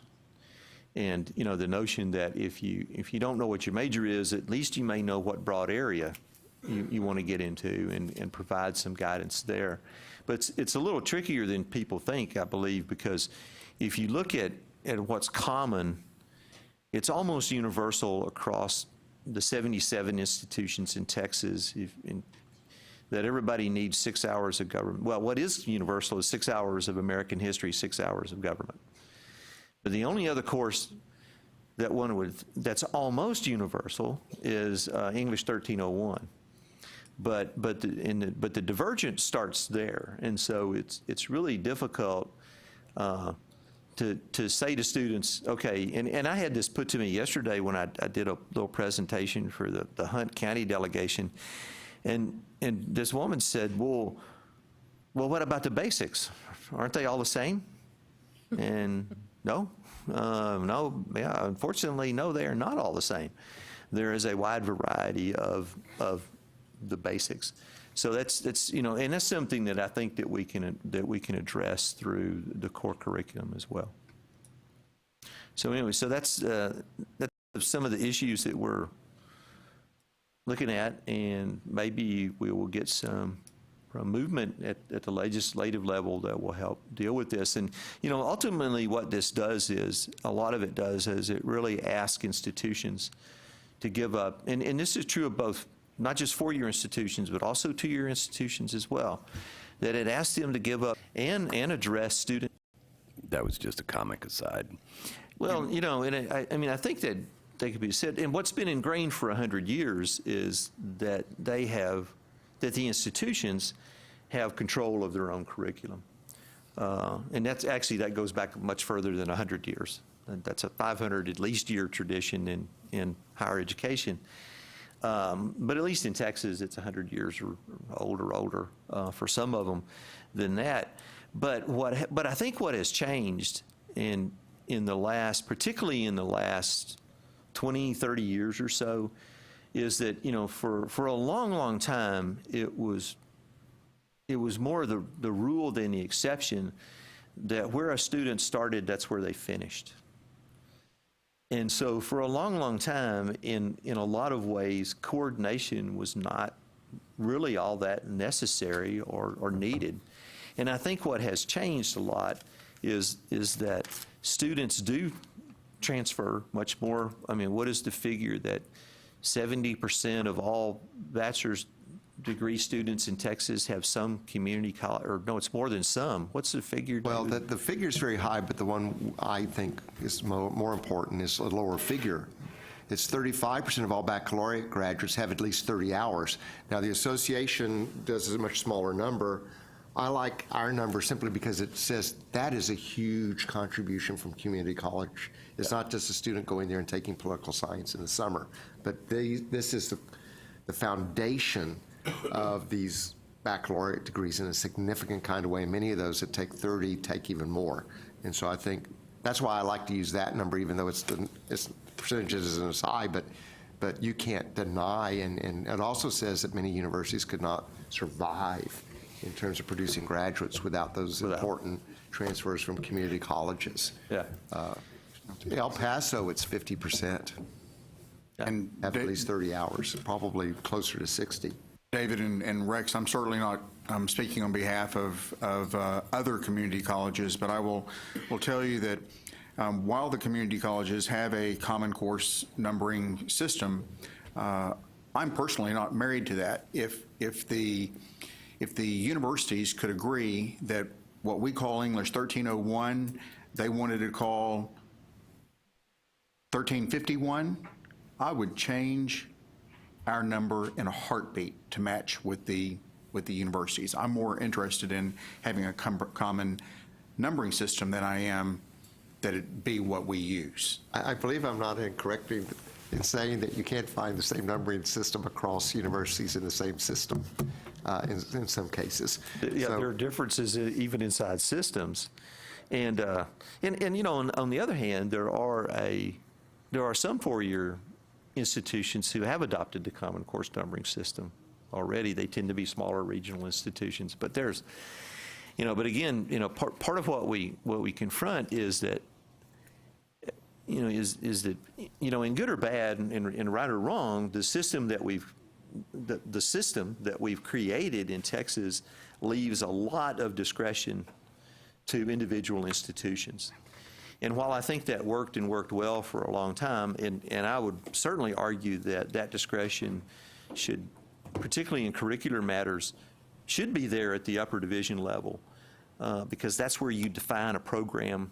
In particular, that's where you define a program and you can put your institutional sort of spin on it to make it a program that is, even though it may still be the same political science program, it's still different. What A&M does with theirs can still be different from what UT does with their program. But I think that we're under, the circumstances have changed to the point where that argument at the upper division level still makes a great deal of sense, and we should still honor that. But at the lower division level, there's too much being wasted to try to sustain that system over time. And one thing that's been added over the years, it's more recent, is the specialized accreditation, which at some level I would have thought would make it more clear in terms of what's required from institution to institution. And when we first looked at our voluntary transfer compacts years ago, we wanted to carve out engineering, which we thought would be more difficult, but we thought it would be an advantage because of ABET. And when people sat down at the table, they didn't even agree on what ABET told them they had to do, which was a bit of an eye-opener. Then the other thing that I brought this up at UT yesterday, as a matter of fact, but Rex pointed out to me with nursing, for example, it's not as though people weren't teaching the same thing because they had the goal of the life, but they were doing it in different ways, with putting different things in different courses. Maybe one would put 2/3 of it in one course, and so there's that type of thing. I think that's probably the extreme case, but that still goes on as well. And so trying to sort that out, there's just all kinds of these nuances but I think what Rex has been doing in recent months, at least if we can get some support for it from the legislature, even if not all, that it will help us make some real progress. Did I hear, Rex, that you're attempting to do some sort of a translation table that will translate what four-year university ABC calls their courses and how that translates to the Common Course numbering system? So at least students and counselors can say, if you take this course, it's going to transfer to this level. Well, we have, that system already exists in the Texas Common Course numbering system. Now, at least it exists up to a point. But what we're asking for is much more specific than that in a way, because what we're asking for is that the institutions, given the top 25 majors for transfer students, that they identify the lower division requirements for each one of those 25 majors, that they identify which of those courses are equivalent to courses in the Texas Common Course numbering system, which of those courses are not equivalent to courses in the Texas Common Course numbering system, and which of those courses are in their core curriculums as well. But I think it's really those first two elements that really help students understand that if I want to go to UT San Antonio and I want to major in finance, these are the lower division requirements at UT San Antonio in finance. Whether UT San Antonio uses the Common Course numbering system or not. Or not, yes. There's a translation there. Yeah, and it's a place to start because there are hundreds of courses that are in university, four-year institutions, course inventories that have no equivalent in the Common Course numbering system. I mean, and that's an artifact of the system we've created to some extent. But at least students would have for those 25 major students will have a much clearer, hopefully much clearer idea of this is where I want to go, this is what I've got to have. And if they don't know, what they might be able to do is look at, if you can narrow that down to those 37 four-year institutions, and they want to major in accounting, then at least they can sort of look across the board and say, well, okay, so is there anything all these have in common? So that's where I need to start. as I try to figure out what institution I want to go to. Now, I think in the end, the fields of study coupled with the core curriculum requirements really, the end result of that is really a statewide articulation agreement. And I think that's the thing that will, in the long run, will help students the most. But, it's going to take us a while to get there because of the resources needed to just put these things on and do them. Thank you, Rex, very much. I hate to ask, but any further questions or comments on this stuff? I mean, this is right up there with the meaning of life in terms of how long we could sit and talk about it. I know that Christian Kramer needs to leave soon for another appointment. And so if it's okay with y'all, we're going to go to item 9 first so that she has the opportunity to present to us. Do you have enough time? Okay. Thank you. Suzanne Morales-Vale is a quick talker, and so I'm going to put her in charge. My name is Kristen Kramer. I'm the Deputy Assistant Commissioner of College Readiness and Student Success, and it's been a while since I've talked to you all. Good to see you. We have a few updates that we wanted to give you on TSI-related topics. Suzanne will go through the details, but I just wanted to let you all know that we have put forward some minimal rule changes that will be coming up at this next cause committee meeting in the board. The comment period has closed in the past week or so. It looks like everything is moving forward without a hitch, but Suzanne will detail what those are. It's mostly cleanup. She'll give you a brief update, too, on where we are with the TSI assessment validity study. Just mention the two somewhat interesting developmental ed related bills that have emerged, which I'm sure most of you are aware of, but it'd be good to hear from our Director of Developmental and Adult Education. Lastly, I wanted to bring to your attention before I turn over the updates to Suzanne, that we are beginning the review and revision process of the college and career readiness standards. If you remember, that is part of statute that we periodically review them.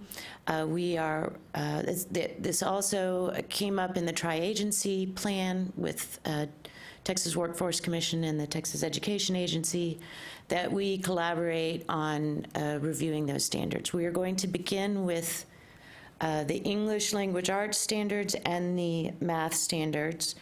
Again, this is mostly driven by budgetary reasons. We have to stretch out the process, unfortunately, a little bit. But we will be sending out a request to our public higher ed institutions, community technical colleges, and universities at the beginning of next week, asking for nominations from you all for faculty to serve on these teams. The math team, both the math and the English team, will have each 8 higher ed representatives. So there will be then 5 K-12, high school K-12 representatives. We are going to be asking that at least one of the faculty members from each sector have experience teaching workforce-related courses in that subject area. So, for instance, a Tech and Math or a CTE course, a workforce course that would involve a lot of math, so that we can get some of that feedback so we're not just dealing with the academic coursework in the subject areas. So you should see that request coming. Well, some of you will be receiving that request. We'll be sending it to presidents and chief academic officers, as well as the community college liaisons. And we'll be asking for nominees by the end of the month. And we will then move forward quickly to convene the teams You will also see likely a request for information from your faculty to give feedback on the existing CCRS. That survey won't go out for at least another month, though, but just to give you a heads up that that will be coming.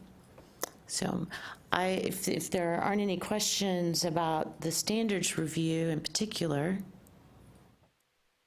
I will hand over to my colleague, Dr. Morales-Vail. Thank you, Kristen. As Kristen mentioned, we have submitted amendments for the cause committee and board consideration. The board consideration would happen at its April 20th meeting regarding some amendments to TSI rules. And specifically, you may recall, if you're familiar with the rules, that when we submitted rules related to the TSI assessment, we included language that talked about phase-ins. And the first phase-in would kick in this fall, and it would automatically increase the college readiness benchmarks for reading and mathematics. Writing would remain the same. However, upon further review and consultation with a number of folks, we have decided that it's really best to base those changes, if any, to the benchmarks on current data. So in other words, what we're looking for in the validity study, and our test vendor College Board is working with us on the study, and what we're looking for is if a student meets the college readiness and benchmark, for example, the benchmark in math, for example, and that would be 350. What is the likelihood that that student then earned an A, B, or C in a college-level math course, in that entry-level college-level math course? And so that's the parameter we're looking for.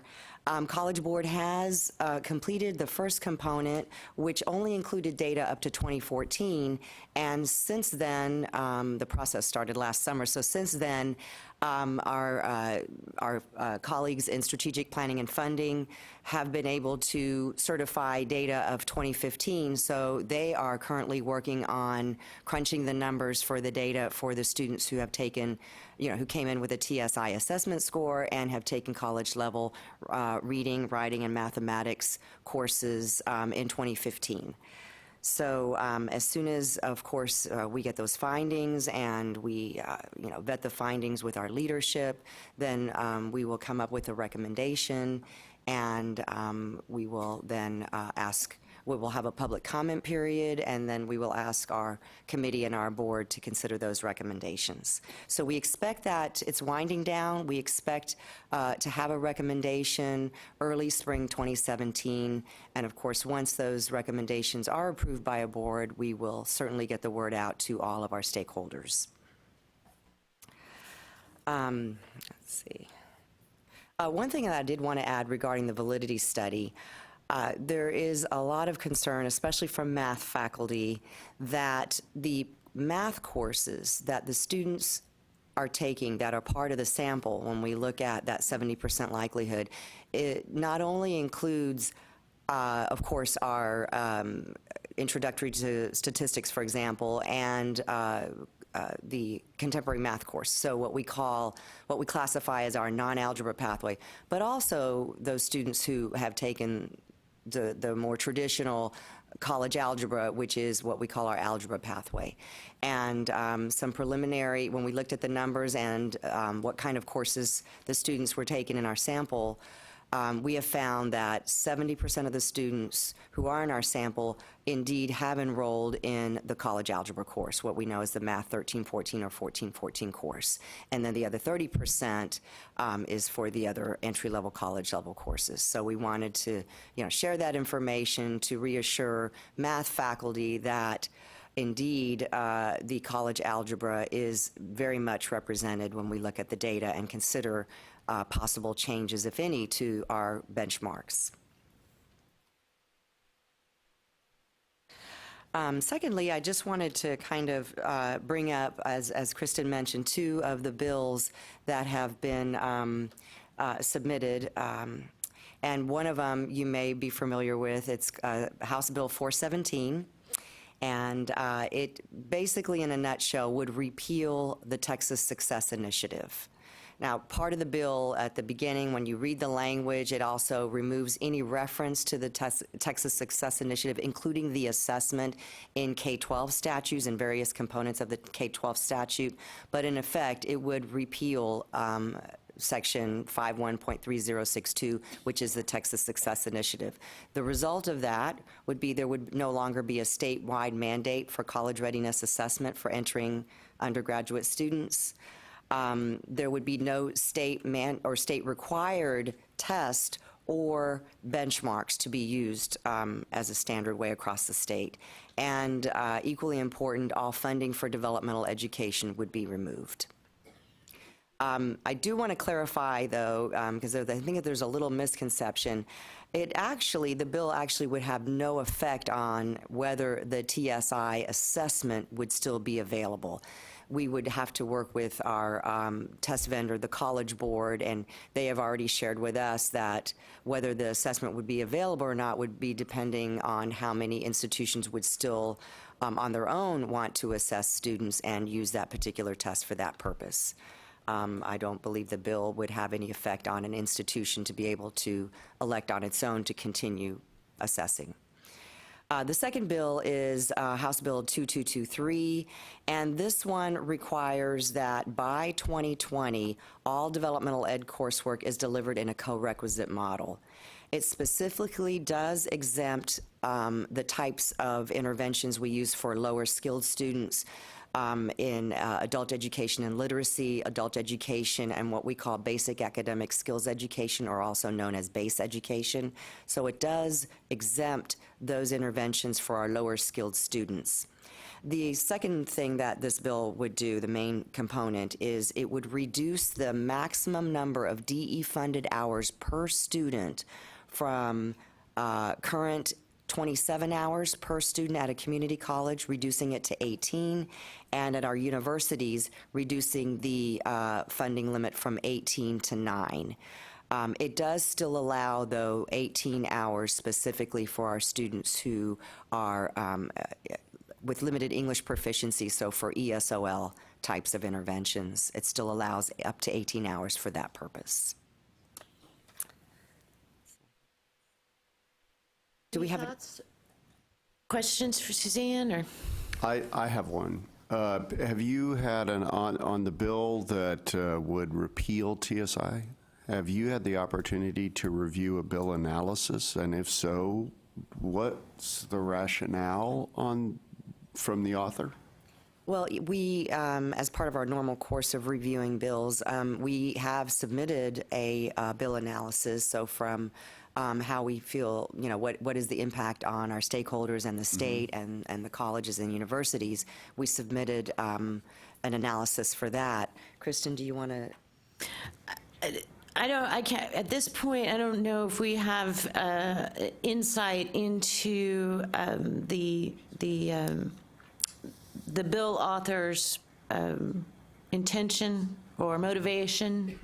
It could well be, it could be as simple as a cost-saving measure, but so I would be purely speculating on what the intention of the author is. I know that when we were asked, coordinating board staff were asked to give some feedback on the other DevEd bill with Representative Giddings, the author of I'm sorry, I'm always 2223. House Bill 22. No, the first one. Oh, 417. 417 had been in consultation with her. So I think there is at least some conversation happening among the representatives about what would be a reasonable way forward. So, but that's about all I know. I certainly wouldn't want to ask you to speculate on it. So, But I know that the representatives are talking, and so I don't think, at least, we feel some confidence that there'll be more conversations, of course, with the stakeholders and with us, and so. Thank you. Any further questions or comments? I have a quick one. Yes. Just a clarification. So reduction of DE hours from 27 at the community college to what now? To 18. To 18? Yes. And then from 18 to? 9 at the universities. Okay, I'm sorry. I got distracted. Okay, thank you very much. Thank you, and we appreciate you moving us up on the agenda. Oh, And thanks by to all Trey means. Miller as well. Yes. Thanks. So as you all know, the co-board has partnered with RAND in the past to study various topics. The last one was the Community College Baccalaureate Program, if you remember that report that came out a couple years ago. And Trey talked to us about the report at the last meeting and is here to follow up regarding, this one was dual credit, as I recall, yes. So you have the floor.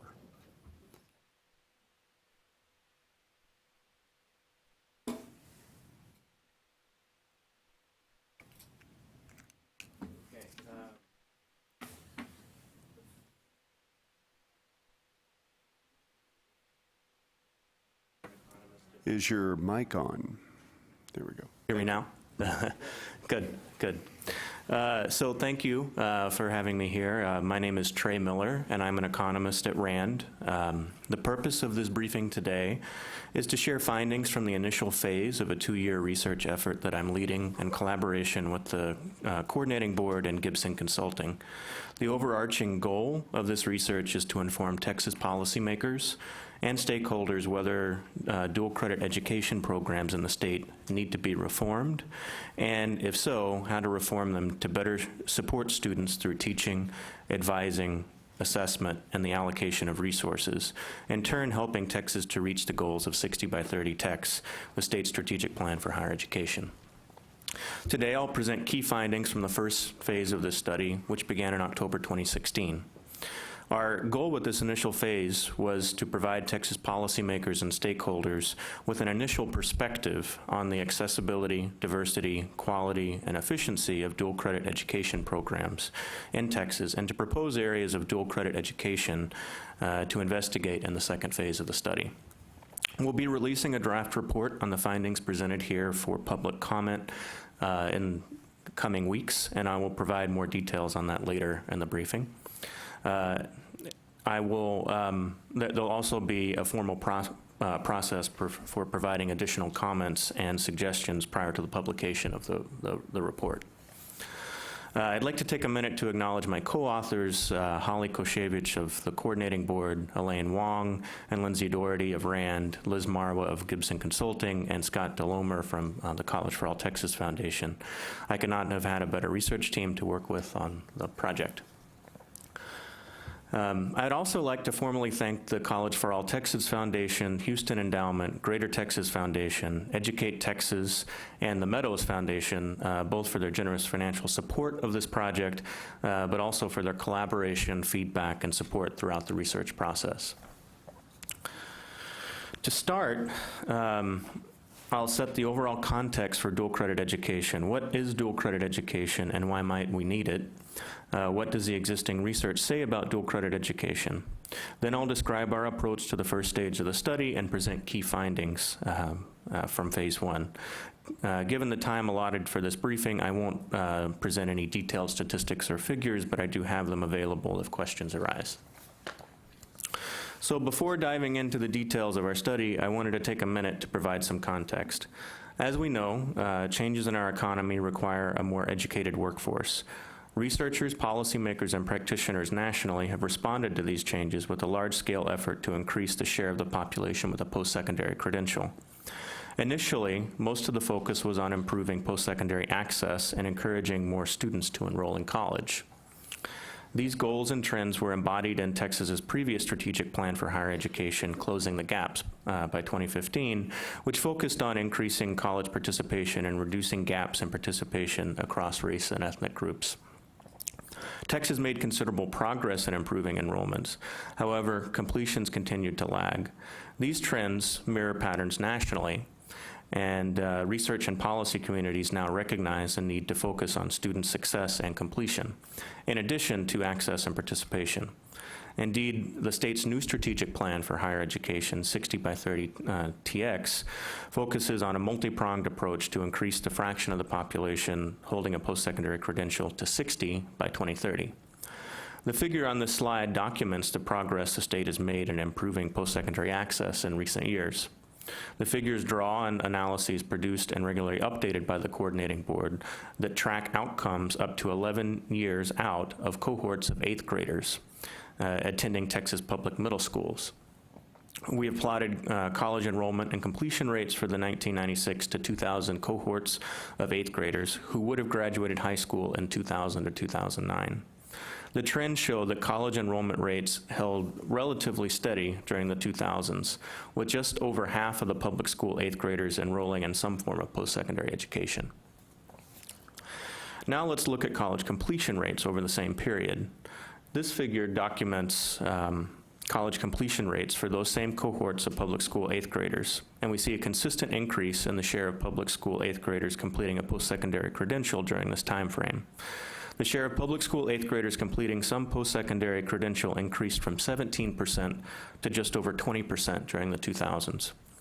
These trends demonstrate that Texas has made progress towards improving post-secondary attainment, but there's much work left to do if the state is to meet the goals of 60 by 30 TX. In particular, significant gaps still exist in college participation and completion rates across race and ethnicity in Texas. The figure here breaks the trend in participation rates out by race ethnicity. We see that Texas made significant progress in improving college enrollment rates of minorities. Black college participation rates in purple increased from 45% to 54% during the 2000s and are now roughly equal to the statewide participation rate. Hispanic participation rates in green increased from 39% to 43%. However, these rates remain significantly below those of white students, whose participation rates have hovered just above 60% throughout this period.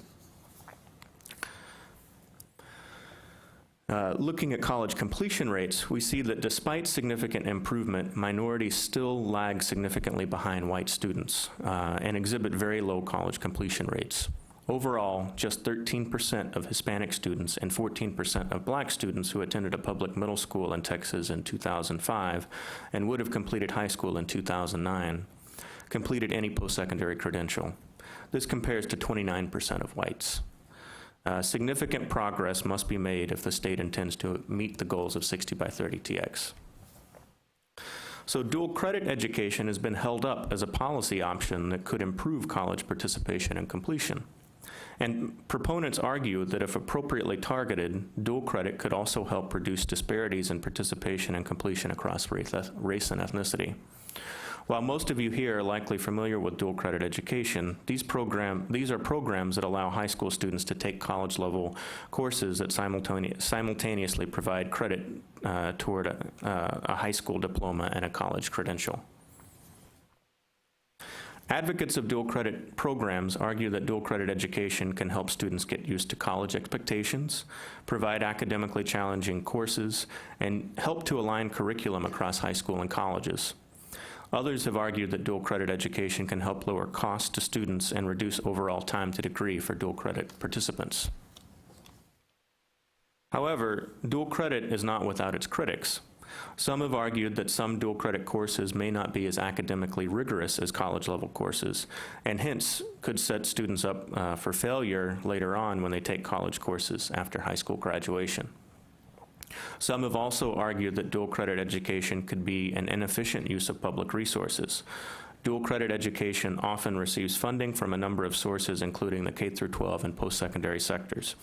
Also, dual credit students may not always receive college credit for the courses they take as dual credit, or may take unnecessary college courses due to poor advising.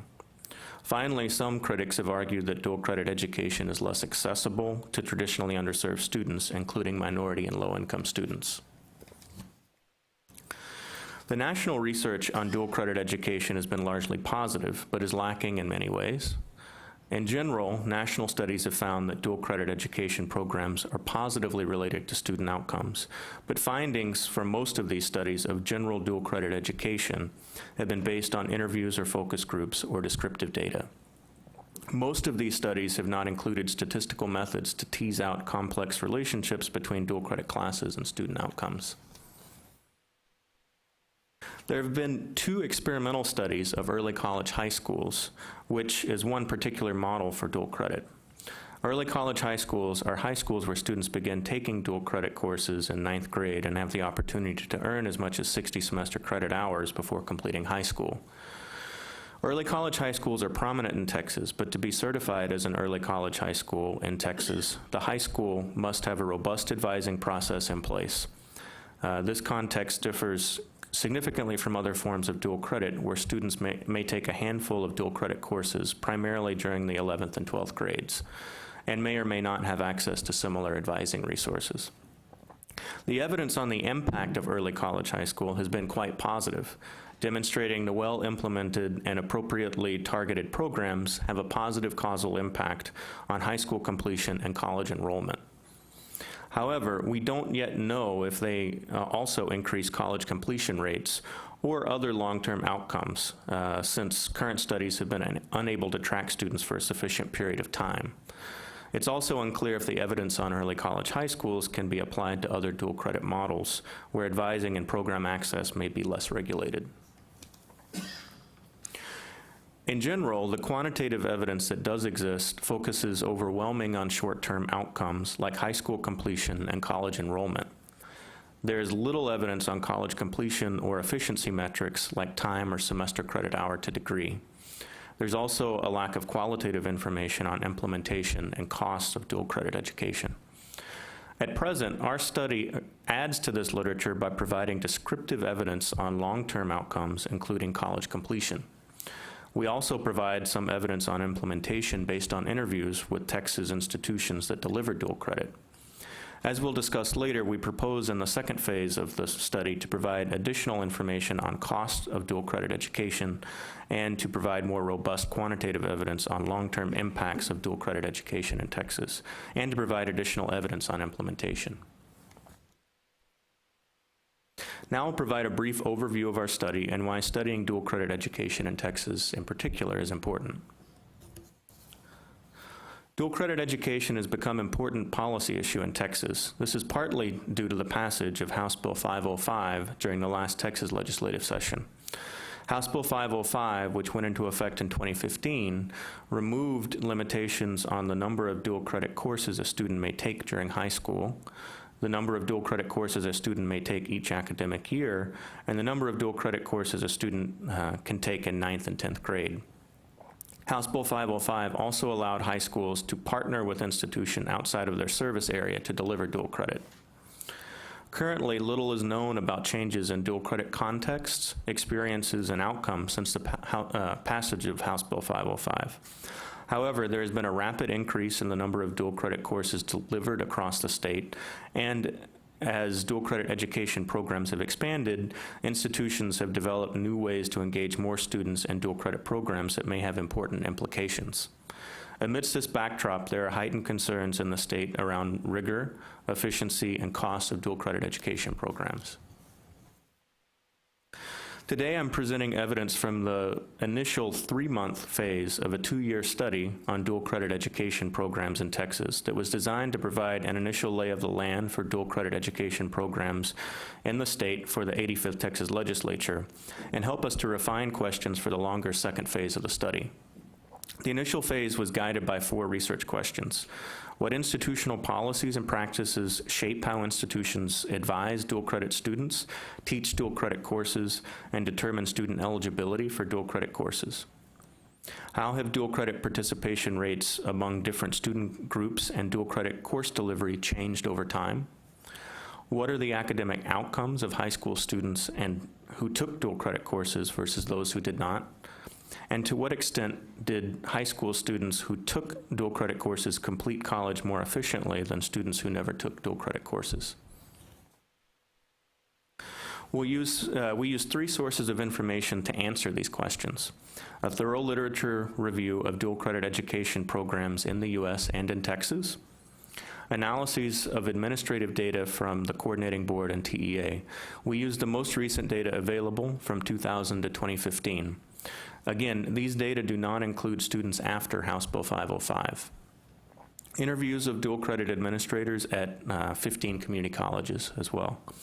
I'm happy to discuss details of these analyses later, and the draft report will have many details, but today I'm just going to focus on the key takeaways. So what have we found so far? In general, we found that dual credit participants prior to the passage of House Bill 505 had better college outcomes than high school graduates who did not take a dual credit course. Specifically, dual credit students had higher grades in dual credit and follow-on courses in the same subject area. Higher college enrollment rates, and particularly higher enrollment rates at four-year colleges. Dual credit participants were just as likely as non-participants to enroll in a two-year college in the academic year after high school graduation, but over twice as likely to enroll in a four-year college. Dual credit students who enrolled in college were significantly less likely than non-participants to require developmental education upon enrollment. They were also significantly more likely to persist and complete college. These findings are based on data that includes students in all dual credit courses. However, only 7% of these students took career and technical dual credit. The overwhelming majority of these students took academic dual credit courses.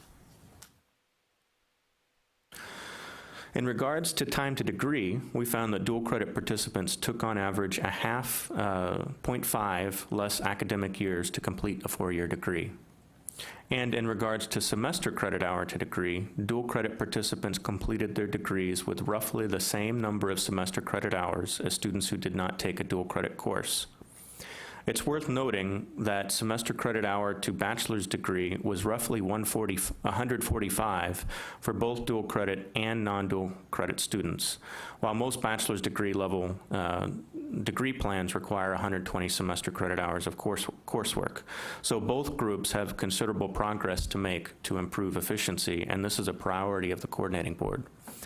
But the problem appears to be more general and not specific to dual credit programs. Finally, we also saw little incidence of students retaking a dual credit course that they took in high school once they enrolled in college. Overall, just 3.2% of dual credit courses were retaken, and most of this retake was related to poor performance in the dual credit course. So things look good in terms of student success prior to 2015 passage of House Bill 505. But we also found evidence that dual credit eligibility rules that promoted the success came at the expense of limiting access to dual credit.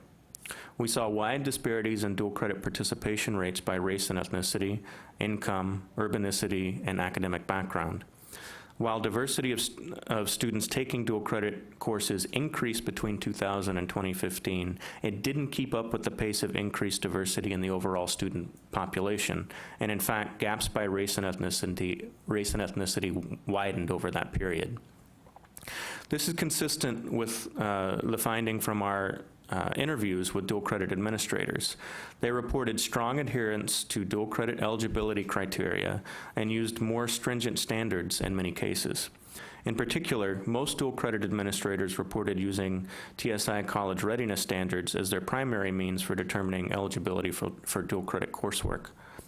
Many also reported that high school guidance counselors also limited access through other means, such as requiring students to demonstrate sufficient performance in prior high school coursework to gain access to a dual credit course. We also find significant differences in dual credit and instruction and advising practices across the institutions we interviewed. Dual credit administrators reported a number of approaches to ensure that dual credit and college credit only courses were comparable.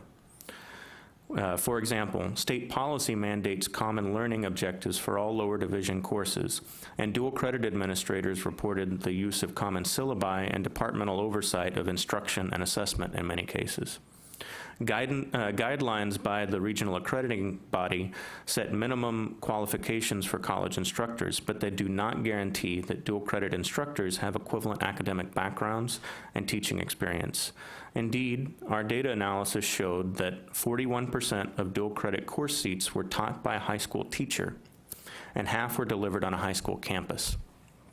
82% of all students in dual credit courses were high school students, so the majority of high school students exposed to college content were not exposed in classes mixed with college students. 12% of dual credit courses had an instructor of record with a doctorate, compared to 19% of college credit-only courses. Dual credit administrators also reported significant variance in advising practices across dual credit programs that related both to context and resource availability. In some cases, institutions had dedicated advisors that made frequent trips to their partner high schools and actively advised students. In other cases, partner institutions provided training and materials to high school guidance counselors to provide advising under the oversight of the college. So we will address remaining research questions in the second phase of the study. These questions include assessing how institutions have responded to House Bill 505. So the research to date has been based on data prior to House Bill 505, and we need to look at the longer the responses since then. We'd like to conduct a causal impact study to examine the effects of dual credit programs on student outcomes. We'd like to investigate the rigor of instruction and assessment of student work and dual credit courses and college credit-only courses. We'd also like to examine advising approaches across different delivery models and do a cost study to calculate the cost of dual credit education to the state and to students. So at this point, our primary recommendation is to wait and see. The research to date and the evidence so far is only preliminary and prior to House Bill 505, and the answers to the longer-term research questions will really provide evidence to make informed policy decisions moving forward. So I realize that I didn't update this timeline. We're a couple of weeks behind on this timeline, but the next steps for this study, we will be releasing an interim report soon in the next couple of weeks. We're doing some final revisions to that currently, and it will be available on the coordinating board website. After that, we'll have a month-long period for public comment, and you can send comments to my administrative assistant, Donna White at RAND, and her email address is listed here. We'll then, after we've had time to incorporate the public comment, we will publish this interim report as a RAND report, and it will be available on the coordinating board website and RAND's website. And then we'll begin research on the second phase, research questions. And if you have any questions, I can answer them now, or you feel free to contact me at the information here. In the beginning, was dual credit planned to where high school students would be on campus with college students? That's a little before my time. I read that in your report, and I had always assumed that dual credit was to be provided on the high school campus. So dual credit has a 50-year history, beginning in I think the late 60s. Right.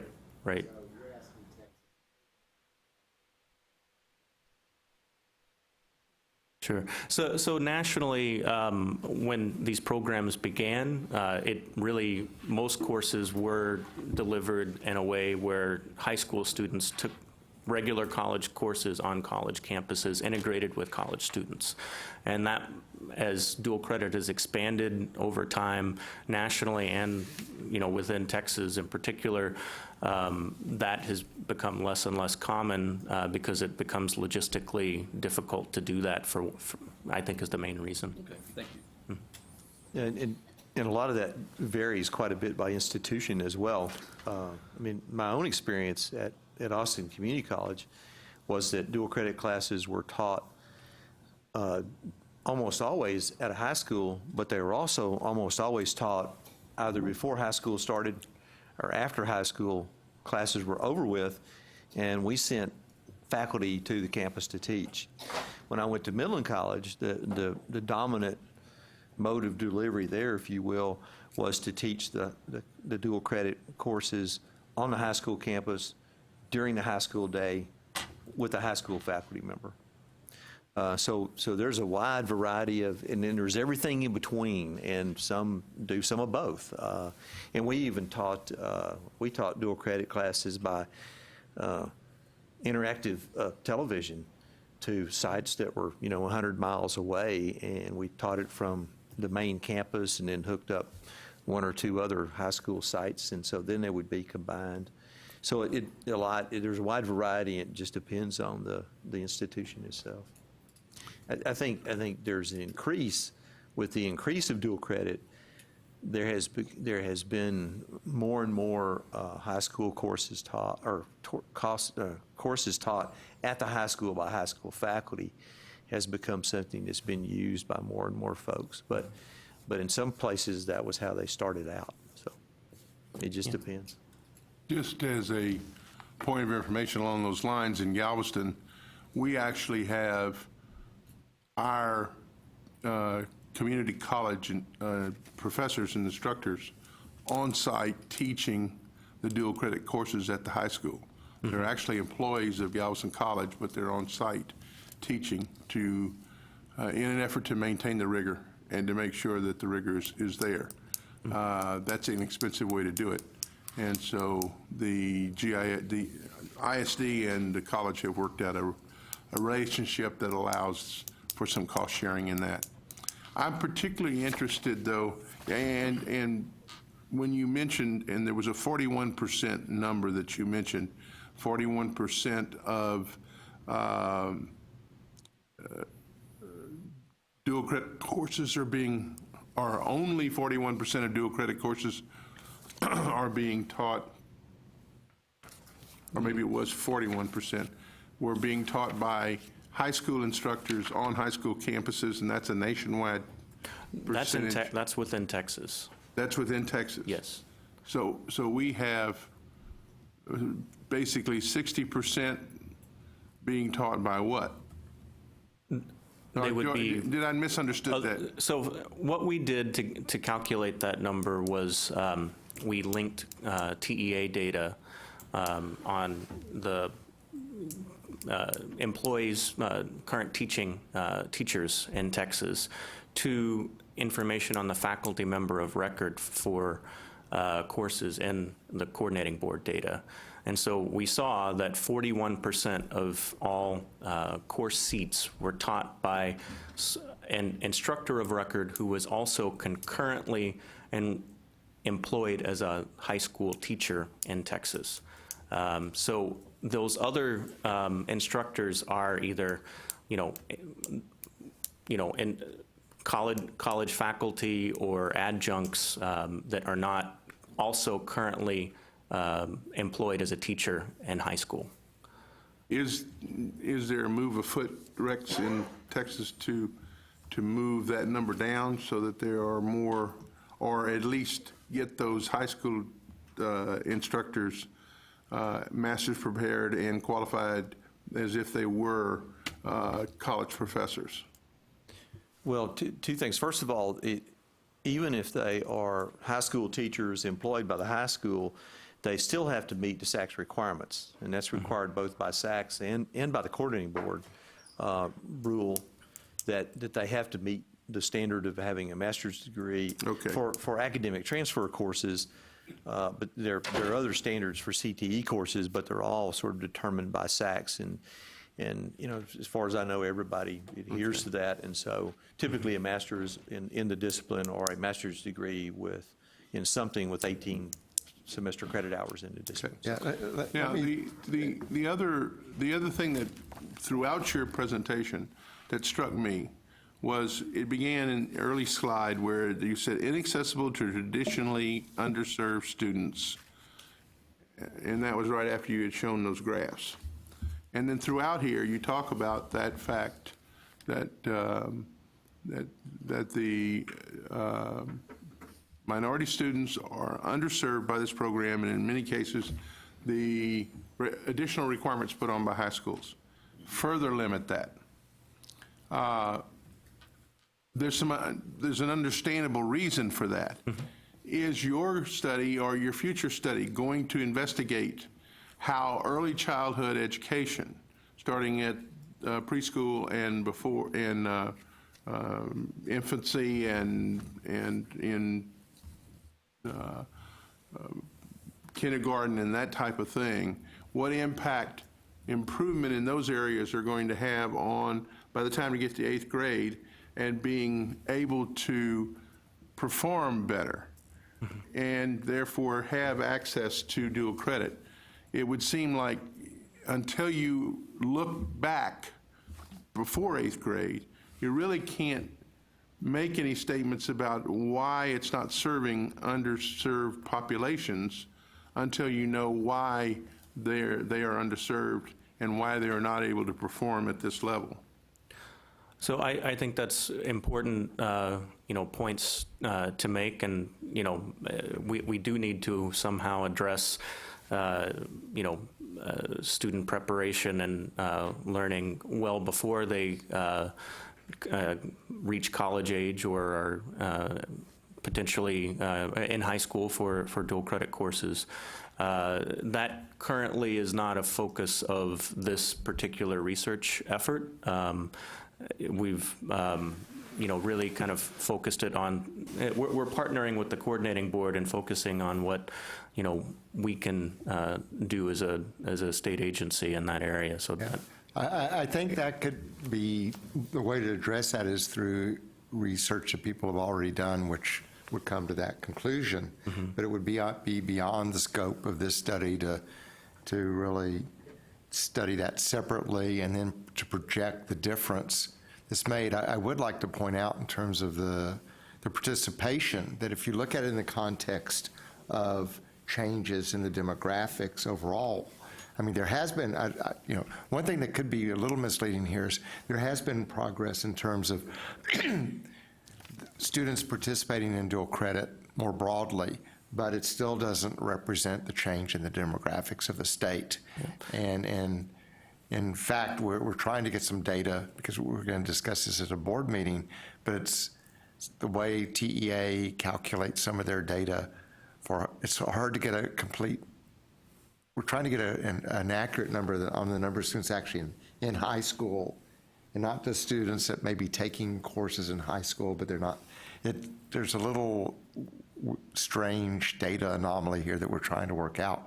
But I also would point out that in 60 by 30, that one of the strategies addressed was the need to, specifically for economically disadvantaged students, to have access to dual credit. And I think one thing that maybe we need to talk about, Trey, is how to disentangle a little bit the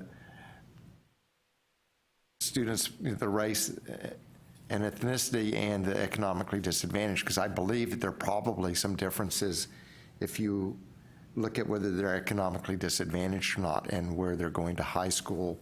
It may have something to do with whether they're participating or not. And that's we have looked and basically, similar pattern, lower participation rates and becoming lower over time amongst the economically disadvantaged group. So, but is it truly that they're very wealthy Hispanics, are very wealthy African Americans, and they're very poor. Is it an access problem, or is it a performance problem? I don't know that it's truly a access problem, because don't we in all our high schools have dual credit opportunities in the state? No. Or when you get into the rural communities, that's where you lose it? Or you get into the urban communities, is that where you lose it? So I do know that not all high schools offer dual credit. Currently, we've looked at that data, and we're looking at, I can't remember the specific number, but it's widely offered at this point. It's the vast majority of students have a dual credit course offered. So my statement of all is not correct. That's not correct. But it's widely. It's widely So available the access now. is there, and the need for performance is one of the reasons why there's very little need for developmental education amongst these students. There should be no need for developmental education. Should be no need, right? Because They're Taking supposed to be college courses. ready, and that's why I think it's important to, when you make the comment about the barriers to be included, that you need to separate out the barrier of being college ready versus any other barriers that might be put in place, because to I guess- maintain the rigor of the course, they need to be college ready. And so far, that seems to be been done very well. And we want to be sure that that doesn't change. Well, I guess the theme of my conversation here is that we're seeing that the numbers of historically underserved populations, economically disadvantaged and all of that, those numbers are going down. Is that, I thought I heard you say that. No, so the numbers of students with those characteristics taking dual credit courses have continued to increase. And the diversity of dual credit courses, the students taking them, it's become more diverse. What has not happened is that increase in diversity has not kept up with the pace of increasing diversity of the state as a whole. You could use the phrase the And commissioner uses all the time. It's going to get worse. We're getting better, Because we're but not getting fast more, enough. and we're going to get larger and larger populations of Hispanics and non-whites, shall we say.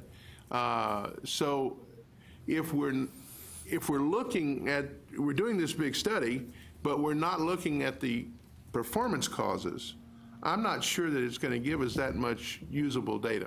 And that's the only thing I'm advocating, is that in phase 2, perhaps it is time to expand into the performance issue and why the performance is not there to be able to to give the adequate access that's necessary for these dual credit courses. Because without the performance, I understand why high schools are saying, if you can't meet these levels, we're not going to put you in dual credit, because it'll be the same challenge that David and the co-board are concerned about, is the lack of rigor. Right. And if you can't perform, you shouldn't be in those courses. But if the larger the population becomes of people who can't perform, then it's going to get less and less as a percentage in access. Is that making sense? I'm thinking we're putting the cart before the horse in this study. I think, number one, that the study's done because there's been some pushback on dual credit. There's been two things, a pushback and the other end, everybody should enroll in dual credit. So there are those two things going on simultaneously. The issues you're talking about, there is a lot of research on that. And so that's why I think it would be possible to make a point about that based on the research. But even in Texas, just the change in House Bill 5 isn't settled. I mean, if we were working with the previous high school curriculum, I think we'd be in a very good position to do some research on that, because we saw a lot of improvement. We saw decreases, not in total numbers, students taking developmental ed, for example, but in terms of the time they were spending in developmental ed. People were moving through, and then the improvements made at community colleges with developmental ed. But I think I think that's an important point to make in the context, Trey, where you're talking about people not having access to really make the point that one of the reasons for that is we need to improve their preparation up until that point. Because we do want the rigor to stay. We don't want to just believe anyone should move into it because they can't take full advantage of it. But at the same time, we have to acknowledge, and it acknowledges it's a limitation, and what happens prior to this is really critical in terms of whether a student's going to be ready or not. And it might be worth talking to I don't know if they address this with the Children's Learning Institute, for example, at the UT Health Science Center in Houston. They might have some information to feed directly into you, but I'm sure that there are people at, actually, you probably have some folks from your days at Stanford who could give you that direct information, because they've done a lot of work on this, and even, Sure. I think even probably your dissertation chair. Yeah. Rick Hanishek would have a lot of information on that. And I think these are all good points, and something that, we will make sure is this point is made. It's well established in the research and the literature, as David notes, that this is one of the primary factors driving the lower, participation rates of minority and disadvantaged students. And it is. So. But I'm really glad you brought that up, because it does remind people that education builds on education. And your work, the colleges, is dependent on what's done before you get the students, and it's critical. We have been suffering, if I can use that word, under the failure of performance of our traditional public education and even some of our private education in presenting so many students to us that require developmental education. And some of them, in fact, we've already addressed the issue of needing ABE before they even get to developmental. And there's been a lot of resources, a lot of money spent, and not much return on that investment. So it seems like everybody's identifying that we've got this problem, but no one's looking at the core cause, and the core cause being what happens in those formative years. And so to me, if we don't look at that, then all the rest of it is not going to have any success. We'll never make 60/30 Texas, because if your population is growing and your access to dual credit is dropping, which is going to assist in making 60/30 Texas, then we're going to be in trouble. There's a couple of aspects I'd like you to look at from a practicality standpoint.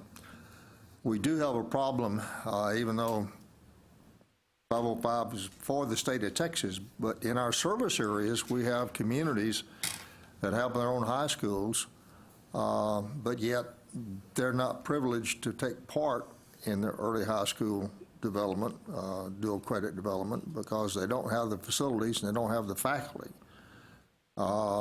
It becomes on us the problem then to get an instructor from our campus all the way out 100 miles away, and that's a problem.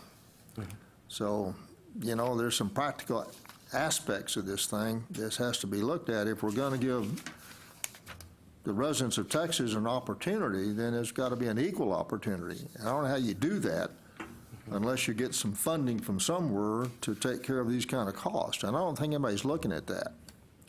The second item is there's a definite economic impact to having the dual credit for the families, because the families are the ones who pay the college tuition costs in most cases, or the student who takes out student loans winds up with a degree in something in an insurmountable debt that they have to pay back. If we can cut that by giving them at least the equivalent of a associate's degree before they get to a four-year college, I think that's on us. That should be part of our mission. That should be something that we do to make sure that the student not only has the rigor you're talking about, but also the economic impact. And then another aspect of that is in your early college high schools, and this one we have an equivalent to a whole high school. Now think about that for a minute. We had 1,200 students in the program. That's a high school. And we're providing all the resources for that. They go to our campus. They start in freshman in high school. We're taking 300 a year right now. And the community doesn't have to provide for another high school. And our population is growing. Like George pointed out, that becomes an economic impact also. So I think your study is great, but I don't think you're looking at the bigger picture. And I will say that each of those issues that you've raised, fit into the longer-term research agenda in various ways. Particularly, we've proposed and are planning to do a detailed cost study that will get at these issues in terms of, the types of issues that rural high schools might face and colleges may face in terms of providing dual credit at a distance. And then also, looking at the cost study in terms of the students are paying costs, right, and they may, so the impact on their overall college cost is one of the things that we're going to be looking at. So, and I can't remember the other piece, but as you were saying them, they all fit within the longer-term research agenda. So, yeah. Trey, I know that we're getting short on time, but I did want to mention one other thing. You're probably already considering this, but taking a look at the taxing district versus the service area and the way that dual credit may be offered to the college's service area outside of the taxing district. And in the case of Panola College, it is an issue of proximity. So the truth is that the closer a high school is to the college campus, the more likely it is that they are taking classes mixed in with the other college students. When there is a travel distance, say beyond an hour, just logistically getting those students to the college campus, taking the class, getting them home, and you've wiped out half of a day. So we end up using things like interactive television. We may use online education. We sometimes we work with high school campuses where maybe our chemistry instructor begins her day at the high school teaching the chemistry class, but they're all high school students. Then comes on to the main campus. But that would be interesting to see. A place that is very urban, where almost all of their students reside in the taxing district, as opposed to a place like Panola, where maybe 20% of our students reside within the taxing district. Yes, very good points, and I think it builds off of what Dr. Weaver discussed here, the previous gentleman, and. We definitely are planning to look at ways that, institutions are delivering dual credit when they're faced with these types of issues. When they're delivering dual credit to high school students far from the campus, and what are ways that institutions are doing that, and are some of these, do some of those ways look more promising than others and more effective than others, to try to recommend some approaches. Thank you. Yeah. Thank you, Trey, very much. We appreciate it. Any final questions or? Okay, in that case, thank you. We look forward to the report. The next item is discussion of the council composition and membership. Rex or Gary or either one? Yeah, I'm going to. Okay. I'll jump in here and I'll try to be brief. We provided a copy of the rules that. At 1 o'clock, we're standing up and walking out. So. Half the time I need it. No. We provided a copy of the rules that govern this committee. This committee is scheduled to end October 2017. Our plan is to extend that date 4 more years, because statute requires that all committees end 4 years, and so we can extend it 4 years. We have the process underway of taking that as a board agenda item in July. And that's our plan. Then I also have a chart in your materials of the term dates. And y'all remember our first meeting 4 years ago. We drew lots of 1-year, 2-year, 3-year terms, and then Marie had a conversation within our board chair, and then, so we changed the terms and basically added 3 years, and so we went to 4 and 5 years.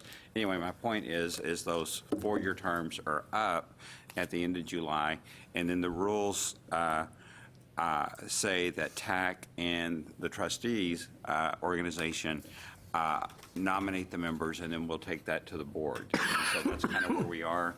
Just wanted to call that to your attention. And then maybe just to point out that in the rules, G, that each of you represent a specific college size. And so if you're representing a medium college, your replacement has to come from a medium college and so forth. And so that's pretty much my comments there, unless there are any questions. Oh.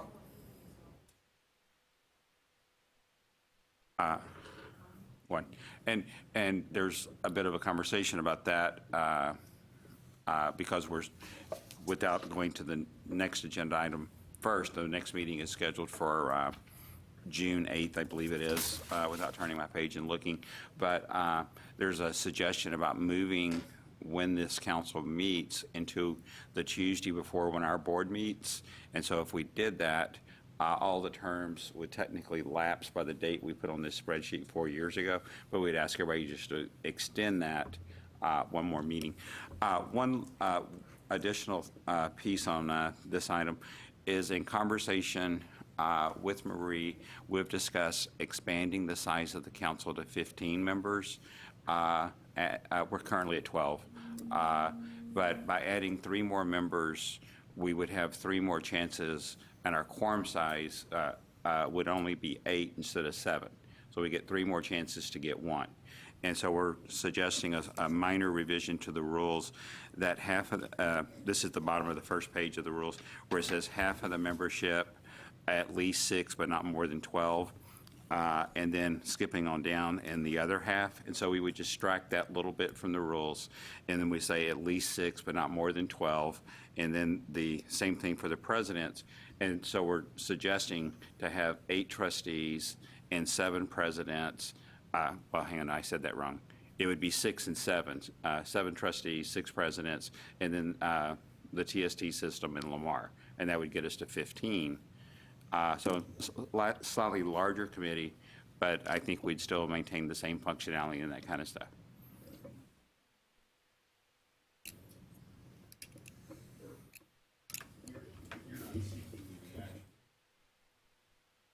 Yeah, that's our plan. Okay. So does anybody have any, do you need us to act in terms of the change of the date? Or are you proposing now that we move to the 25th? Do people have preference? You know, a lot of us are in town for TAC meeting anyway. It could be more convenient from a travel standpoint. I'm sorry, David, I didn't hear you.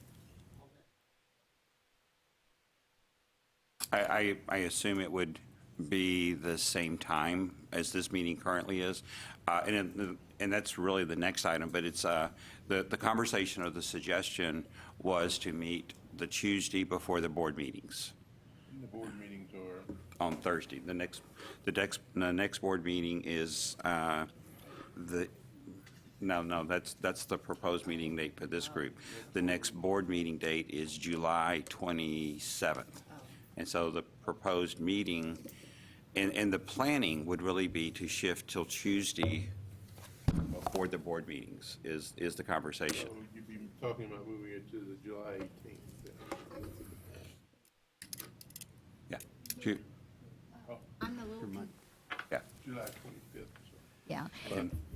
Just to muddy the waters for you.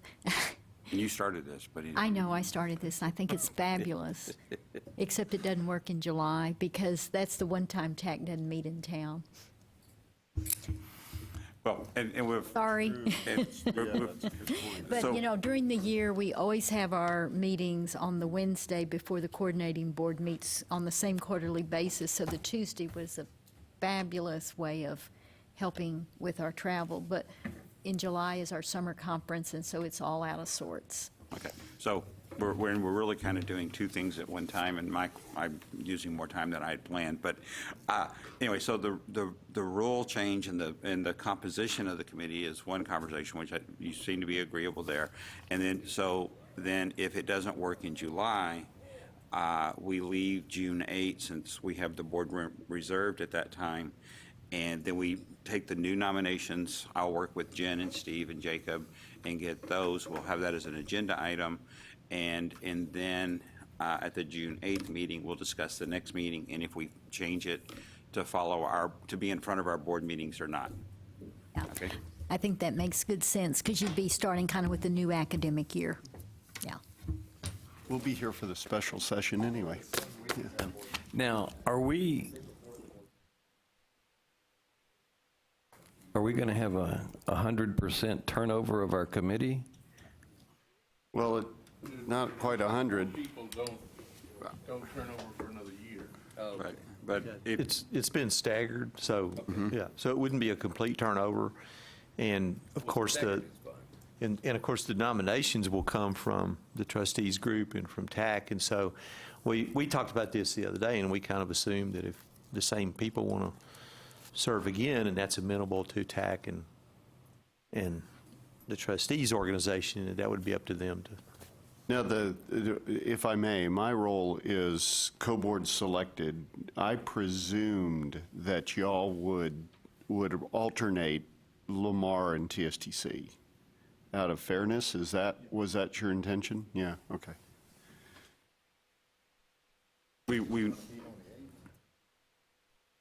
Yes, sir, the 8th.